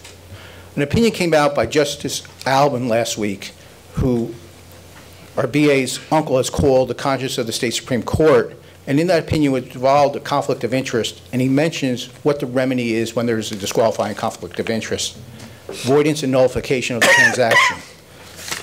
And I'm just wondering why the city has never asserted that position, and that's when the state Supreme Court has issued. Also, yesterday there was an opinion issued by the Appellate Division, a published opinion. Judge Fuentes was on the panel, and he talks about tax exemptions being narrowly drawn, basically adopting all my analysis and arguments in front of Judge Fuentes for years. When we talk about Oprah, Oprah has been a wonderful tool, because today, this morning, the New Jersey Mortgage Housing Finance Authority delivered me documents regarding a long-term tax abatement in the city of Plainfield. And inside the packet was about formation documents. For years I've been arguing that to get a long-term tax exemption under state law since 1992, you had to be an urban renewal entity. In the formation documents, you notice that the original formation documents were modified and amended to be an urban renewal entity. And I just pondered myself, who is the mayor of Plainfield who signed the pilot agreement where there was these changes? But he's never mentioned that when we had to do that issue here, because one of the issues we have in Feld 18 is how can you give a long-term tax exemption to a non-urban renewal entity? And I know in Plainfield they agreed. They had to change the formation documents. In addition, in Feld 18, which you need to read, the city's answer says that there's nothing called the uniformity clause of the state constitution regarding land tax credits. Under some of the case law I've been citing, that position has been changed, and even the city in its RPM case has changed that position. Also, I urge you, I did not cite it, on Wednesday, last Wednesday, there's a case that came out from the United States Supreme Court. It talks about liabilities, especially securities liabilities. This case is called Lorenzo. You need to read the opinion. It's very expansive regarding about direct liability and aiding and abetting liability. Things are going on here that we need to do. One thing I'd like to know is that we have the videotapes now. They appear either on the city's website or they appear on YouTube. Sometimes they've been appearing on our website and on YouTube, then they're also being deleted. One of the issues we have to determine is whether these videos are government records and why there's no record of them and why sometimes they're posted for a while, then all of a sudden they're deleted. And usually they're deleted because I raised issues about what was said at the meeting. Because two of the council members tonight basically invited, adopt an ordinance, and inviting, if people don't like it, sue. That's what was said on the record, folks. And we'll talk about that later. But the key is another thing, bill list. This is the third meeting in a row that there's been a mistake on the bill list. My quick math shows it was a $780,000 dip error again. Thank you. Yep. Sandra Callers, what's she like? Sandra Walter. Is that Walter? McWalter? Yeah, she like. Gary. You can pronounce your last name. You get up here. I don't want to mess it up. Good evening, council. My name is Gary Marcias. I am a taxi driver for Orange for some years now. Your name and address, please. 2 Rock Spring Road, West Orange, New Jersey. Okay. I am a driver that's been working for the city of Orange for about 10 years or so. My complaint today is for about a year or so, there's been a company that's basically overtaken the taxi stand as far as the first spot. It was brought to my attention that the taxi stand would, as far as names of companies, would continue to be rotated. There hasn't been a rotation, and there's a fraudulent company that's right there. The second spot, as far as the first spot, the second spot, there is no company. So my thing is, all I'm asking really is, if you're not going to get rid of some of the problems, the one major problem is take the names down, because we shouldn't be segregated. That's just how I feel, and other drivers too. I can't always be running after a customer. Oh, I'm first, I'm first. It's like a hassle, and some of them don't even speak English. It's like, you know, we're a multi-cultural community. And I love the community of Orange. I've worked here for quite a while now. I enjoy working here. I enjoy working with the community. All I'm asking is that if y'all not gonna continue the rotation, please just take the names down, because it's a headache. And sorry for the disturbance, but I had to put in this complaint. It's been bothering me for quite a while. I pay for mechanic, I pay for licensing. All I'm asking is that the city just grant me that one wish, if you can't do anything else about, because my vehicle has insurance and has no rejection as far as inspection stickers. I don't know how other drivers are allowed to do that. That's just all I'm saying. I'm just tired. I've been working hard, and I've worked hard a long time. Uber and Lyft has, caused some problems. I do appreciate the loyalty in the community, and without the community, I'm nothing. So I'm just asking that the city of Orange give that back, the taxi stand, and just take all the names down. Appreciate it. Thank you, sir.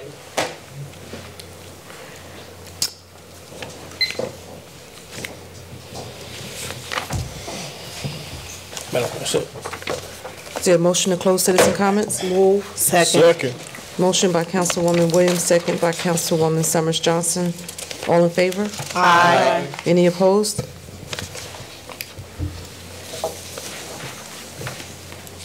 Council comments. Council President? Councilwoman Summers Johnson. I'll be very short. Today, we celebrated Light It Up Blue for autism awareness. So for all of the parents that deal with autistic children on a daily basis, you're in my prayers, because I deal with them at school, and it can be an adjustment. And I just ask for strength for you. I'm very happy to announce that Orange High School student Leo Jean Baptiste was awarded through Amazon $10,000 a year over 4 years for he's getting ready to graduate, and if he studies computer science. The reason why I really wanted to highlight him is he has been on the Mayor's Youth Council since the beginning. That's where I met him, and myself and Councilman Wooten are mentors with them, and it's just great. I'm going to always try to shout out some good news for Orange students since my children are little, and I hope to one day be able to announce them. So again, as I drove past Orange High today, I got to see some of the certificates right on the school. So again, let's just start bigging up our schools a little more, and I know Guys and Dolls is coming, and I can't wait to see that. So thank you. Thank you, Councilwoman. Councilwoman Williams. Thank you, Council President. Council President, through you to Mr. Hartwick, we received an announcement about a public forum tomorrow at the Freddie Pohill Justice Complex regarding the development of the old police station on Tremont and Lincoln Avenue. Can you tell me a little bit more about that? That was the public forum that the council requested. Mm-hmm. One of the interested developers will be there. The Board of Ed was given an opportunity to present. I think they decided not to, so there'll be a presentation that will cover the redevelopment plan amendments as well as a proposed development of the site. Okay, and that's tomorrow again at 7 p.m.? Correct. Okay. And the business administrator will be late. He won't be there until 7:30 because he's coming from Trenton. Okay, so is the developer presenting and the planning department will be there with him? Part of the planning department, and I think Mr. Mays will be there. Okay. Just the gentleman, Mr. Gary, that came up from the taxi stand. And I know my council colleagues get it all the time. I'm sorry for bothering you. I just want to remind people that we're here to serve you, and thank you for bringing that to our attention. I know we've been talking about some changes with the taxi, and that's something else that we can look at. And were you aware of this, Mr. Hartwick? I'm going to have to look into it. I'm not going to commit one way or the other. There are ongoing issues, as you're aware. Right. So I started the investigation by sending a text message to Captain Vidiello, and he and I will have a discussion afterwards. Okay. So, yes, this is Guys and Dolls Weekend. So the Performing Arts Department and the participants in the play have done a great job of getting the word out and inviting the community to come see Guys and Dolls. It starts on Thursday, Friday, and Saturday. So there's a performance on Thursday evening, Friday evening, and Saturday there are 2 performances, a matinee and final performance in the evening. So Guys and Dolls, all roads lead to Orange Preparatory Academy to participate and see our babies in Guys and Dolls, and we're looking forward to it. Thank you. You're quite welcome. Councilwoman Wooten. Council President. I'm sorry, Council President, one more thing. And I would just, seems that every week we're sending letters of condolences and sympathy. Mayor Kenneth Gibson passed, and he has paved the road for many. My heart goes out to the Gibson family. His wife used to work here at the City of Orange in the mayor's office. Many people, I'm sure, whether history or encountering Mayor Gibson, have had the opportunity to read his work or just, come across him in terms of from a historical basis. Very sad. And I look forward to the arrangements have been announced, and they are, I don't have it before, but I believe it's this Thursday. He will be laying in state in the city of Newark at City Hall, and then the funeral will be at Symphony Hall.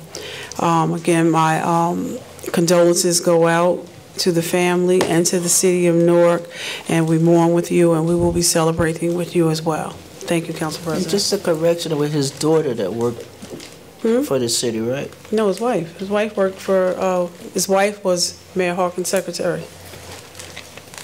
And yes, his daughter, yes. Cheryl Fuller's his daughter. Yes, but his wife worked for Mayor Hawkins, yes. Cheryl Fuller was our business administrator. Yeah, That was the his daughter. Cheryl Fuller, yes. The Cheryl Fuller was our BA as well. But yes, both wife and daughter worked here at the City of Orange.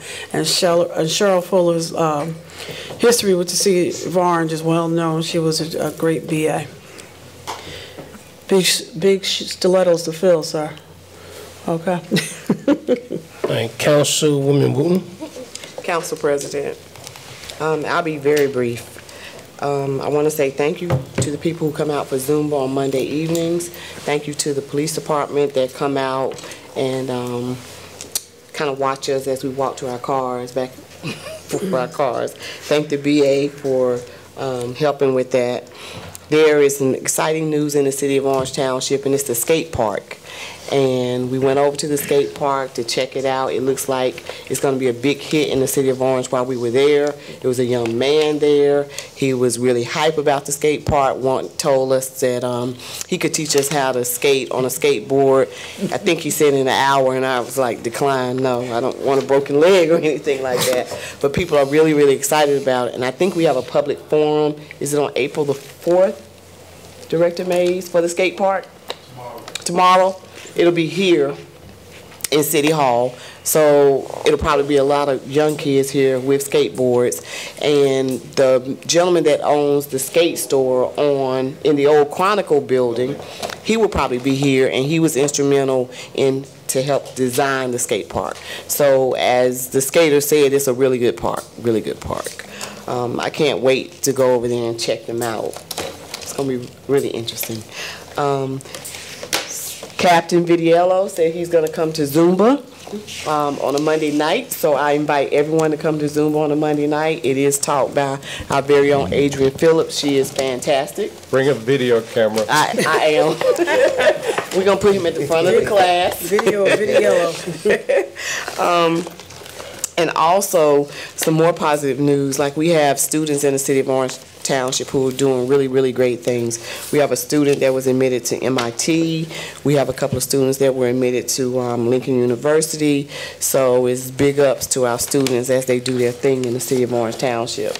So what I've decided to do was, during my council comments, every other week, I'm going to give you some old positive news or some orange positive news about our community. And thank you so much.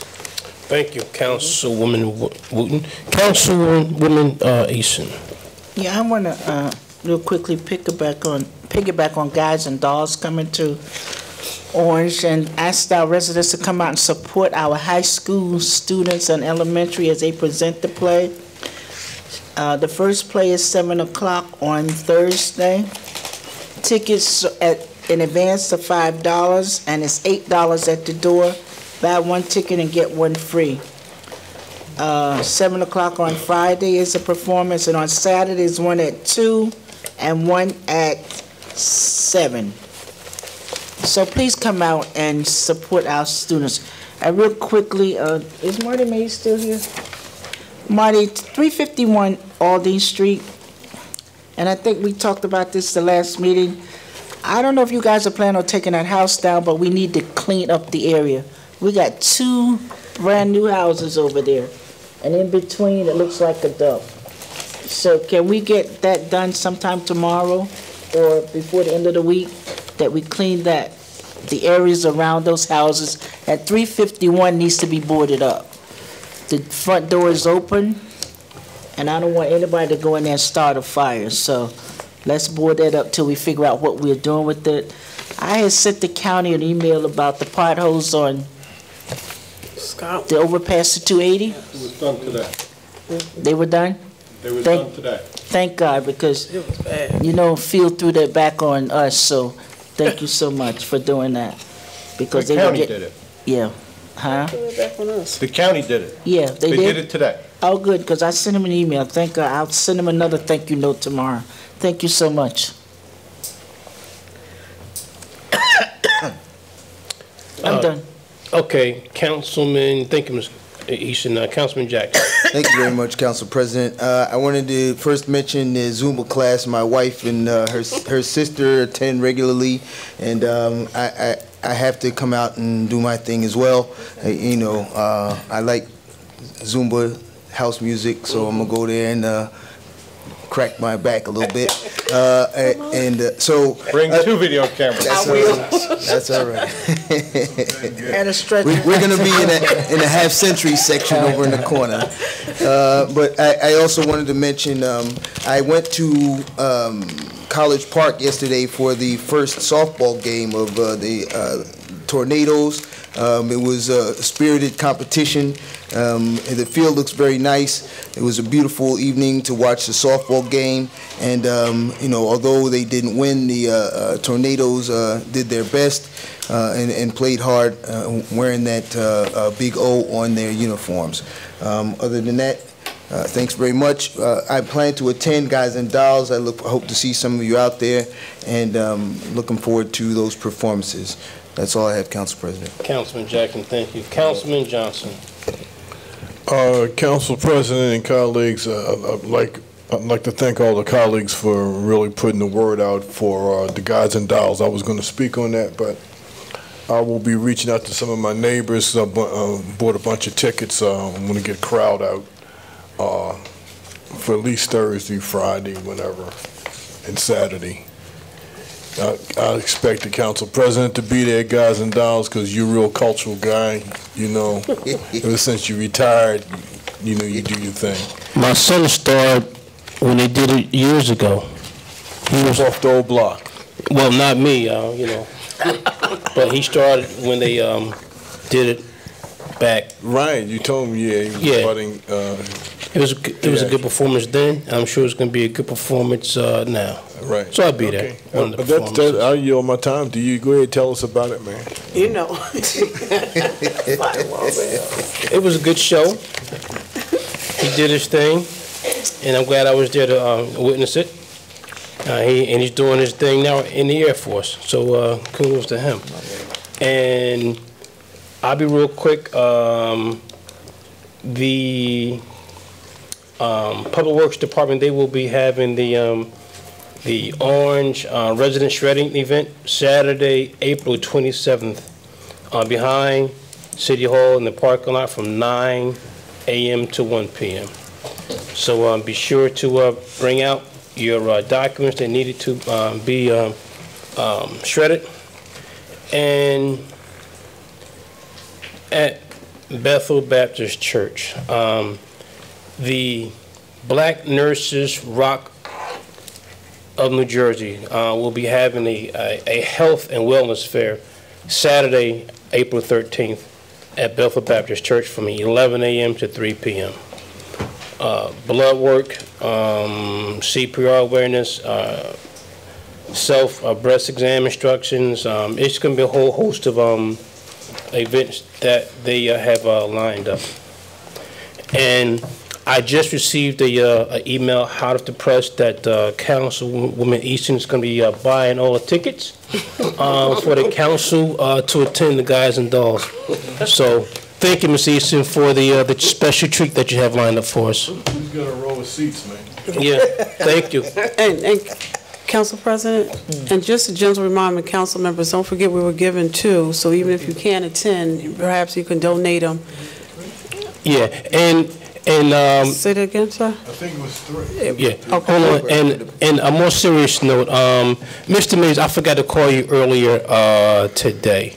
My apologies for bringing it up tonight. But on Oakwood Avenue, as you that big house right there on the corner of Oakwood and Central, the part of the house that that faces the parking lot, the gas station.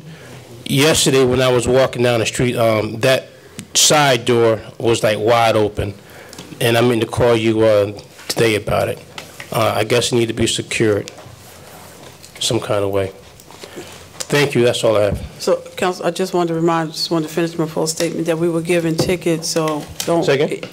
We were donated tickets to Guys and Dolls. So if we're not going to use them, perhaps we can donate them so that somebody can attend the play. Okay, so you're going to be donating yours? My family will be attending with me. Awesome. But I just wanted to remind us, it was given last meeting or 2 meetings ago. Awesome, thank you. Madam Clerk. Ordinance, second reading, public hearing. 8-2019, an ordinance to amend and supplement the code of the City of Orange Township, Chapter 71, to require security cameras in the senior citizens buildings, sponsored by Councilmember Tensie A. Eason and Carrie J. Coley. Are there any citizens who wish to speak?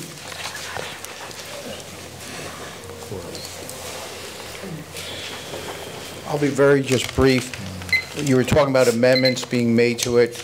I hope that these amendments will be published in the newspaper so the public gets to see it, and then when it comes back, that the ordinance will bear the signature of an in-house city attorney as to the validity of the ordinance. Thank you. Thank you, Mr. Fell. We're going to keep the citizen comments open until the next meeting, and at that time, we should have the amendments in place. Yes. Ordinance on introduction, 17-2019. An ordinance to amend the code of the City of Orange Township, Chapter 200, entitled Vehicle and Traffic, Section 200-33, Schedule 2, no parking certain hours on Washington Street. I believe this is going to be amended. Is it to be amended at this meeting or the next? With the Councilman Cole? With the location? We could, I mean, if we could make the amendments now, can we do that? Mr. City Attorney? Or Say that again? on the first read? Okay. Just look at the map. Just let me get a map. You need a map? Please amend it on, before it comes up to second reading? Well, you can amend it tonight on first reading, and then if we publish for the public hearing the amended ordinance. Marty, do you know what, you want to come up and tell us what street? It's North Center Street. To? North Center Street, going eastbound to the East Orange line, which if you wanted to give it a designation, that's like Park Place, but that's into East Orange. Say to East Orange line. East Orange line.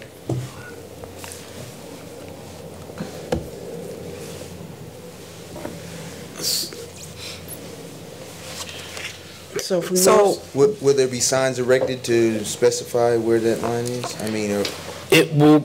That's what I was calling Marty up to tell us if there was a sign there to designate where the It's East just Orange like, line starts. like for example, Councilwoman Easton, like on my block. My block borders East Orange, and the last sign in orange will be like where the border is. If I'm not mistaken, there is a sign on Washington Street because Mayor Green just did all of those signs, or some of his. Now those signs over there are old and faded on that stretch of Washington from North Center up to the East Orange line. Those are some old faded signs, just so you know. So for the record, under Section 1, under location, entire length is stretched out and it's going to be replaced with North Center Street eastbound to the East Orange line. Yep. Is there a motion to adopt as amended, or are we on first? Where am I? Yeah, a motion to adopt as amended? Move. Second. Motion by Councilwoman Williams, second by Councilwoman Wooten. On the motion? On the motion. Seeing no roll call. Councilwoman Easton? Yes. Councilman Jackson? Yes. Councilman Johnson Jr.? Yes. Councilwoman Summers Johnson? Yes. Councilwoman Williams? Yes. Councilwoman Wooten? Yes. Council President Coley? Yes. The final reading will be May 7, 2019. 18-2019, an ordinance to amend the code of the City of Orange Township, Chapter 200, entitled Vehicles and Traffic, Section 200-52-1, Handicap Parking Spaces, 196 Oakwood Place. Is there a motion to adopt on first? Move. Second. Motion by Councilmember Johnson Jr., second by Councilmember Wooten. On the motion? On the motion, for the record, Madam Clerk, it should be across from 196 Oakwood Place. Across? Yes, if you look down, it should be across from 196 Oakwood Place. Okay.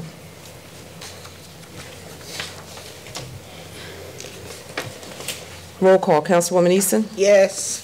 Councilman Jackson? Yes. Councilman Johnson Jr.? Yes. Councilwoman Summers Johnson? Yes. Councilwoman Williams? Yes. Councilwoman Wooten? Yes. Council President Coley? Yes. Final reading, May 7th, 2019. Consent agenda. All items listed with an asterisk are considered to be routine by the City Council and will be enacted by one motion. There will be no separate discussion of these items unless a council member so requests, in which event the item will be removed from the general order of business and considered in its normal sequence of the agenda. 115-2019 has been withdrawn. 121-2019 we've already voted on. Are there any items the council wish to remove? Council members? The consent agenda consists of 113, 114, 116, 117, 118, 119, 120, 122, 123, 124, and 125. Is there a motion to adopt the consent agenda? Move. Second. Motion by Councilman Johnson Jr., second by Councilwoman Jackson. On the motion? On the motion. Seeing no roll call. Councilwoman Easton? Yes. Councilman Jackson? Yes. Councilman Johnson Jr.? Yes. Councilwoman Summers Johnson? Yes. Councilwoman Williams? Yes. Councilwoman Wooten? Yes. Council President Coley? Yes.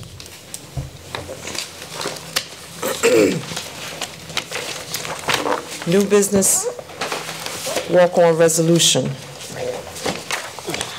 We're going to change this number to 126 since we removed 126. 126, 2019 WO. A resolution celebrating the life of Mayor Kenneth A. Gibson, sponsored by Councilwoman Donna K. Williams. Is there a motion to walk this resolution on? Motion. Second. Motion by Councilwoman Wooten, second by Councilwoman Williams. On the motion? On the motion. Seeing none, roll call. Councilwoman Easton? Yes. Councilman Jackson? Yes. Councilman Johnson Jr.? Yes. Councilwoman Summers Johnson? Yes. Councilwoman Williams? Yes. Councilwoman Wooten? Yes. Council President Coley? Yes. Are there any citizens who wish to speak? Is there a motion to close citizens' comments? Move. Second. Motion by Councilman Johnson Jr., second by Councilman Jackson. All in favor? Aye. Resolution 126-2019 WO, a resolution celebrating the life of Mayor Kenneth A. Gibson, sponsored by Councilwoman Donna K. Williams. Is there a motion to adopt? Move. Second.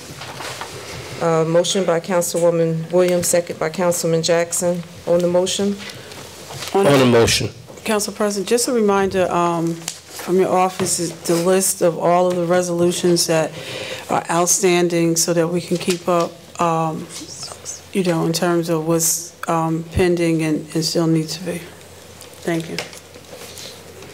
Roll call. Councilwoman Easton? Yes. Councilman Jackson? Yes. Councilman Johnson Jr.? Yes. Councilwoman Summers Johnson? Yes. Councilwoman Williams? Yes. Councilwoman Wooten? Yes. Council President Coley? Yes. Is there any pending business? Point of order. I have two 127s. No. We have a Charles Ridgway?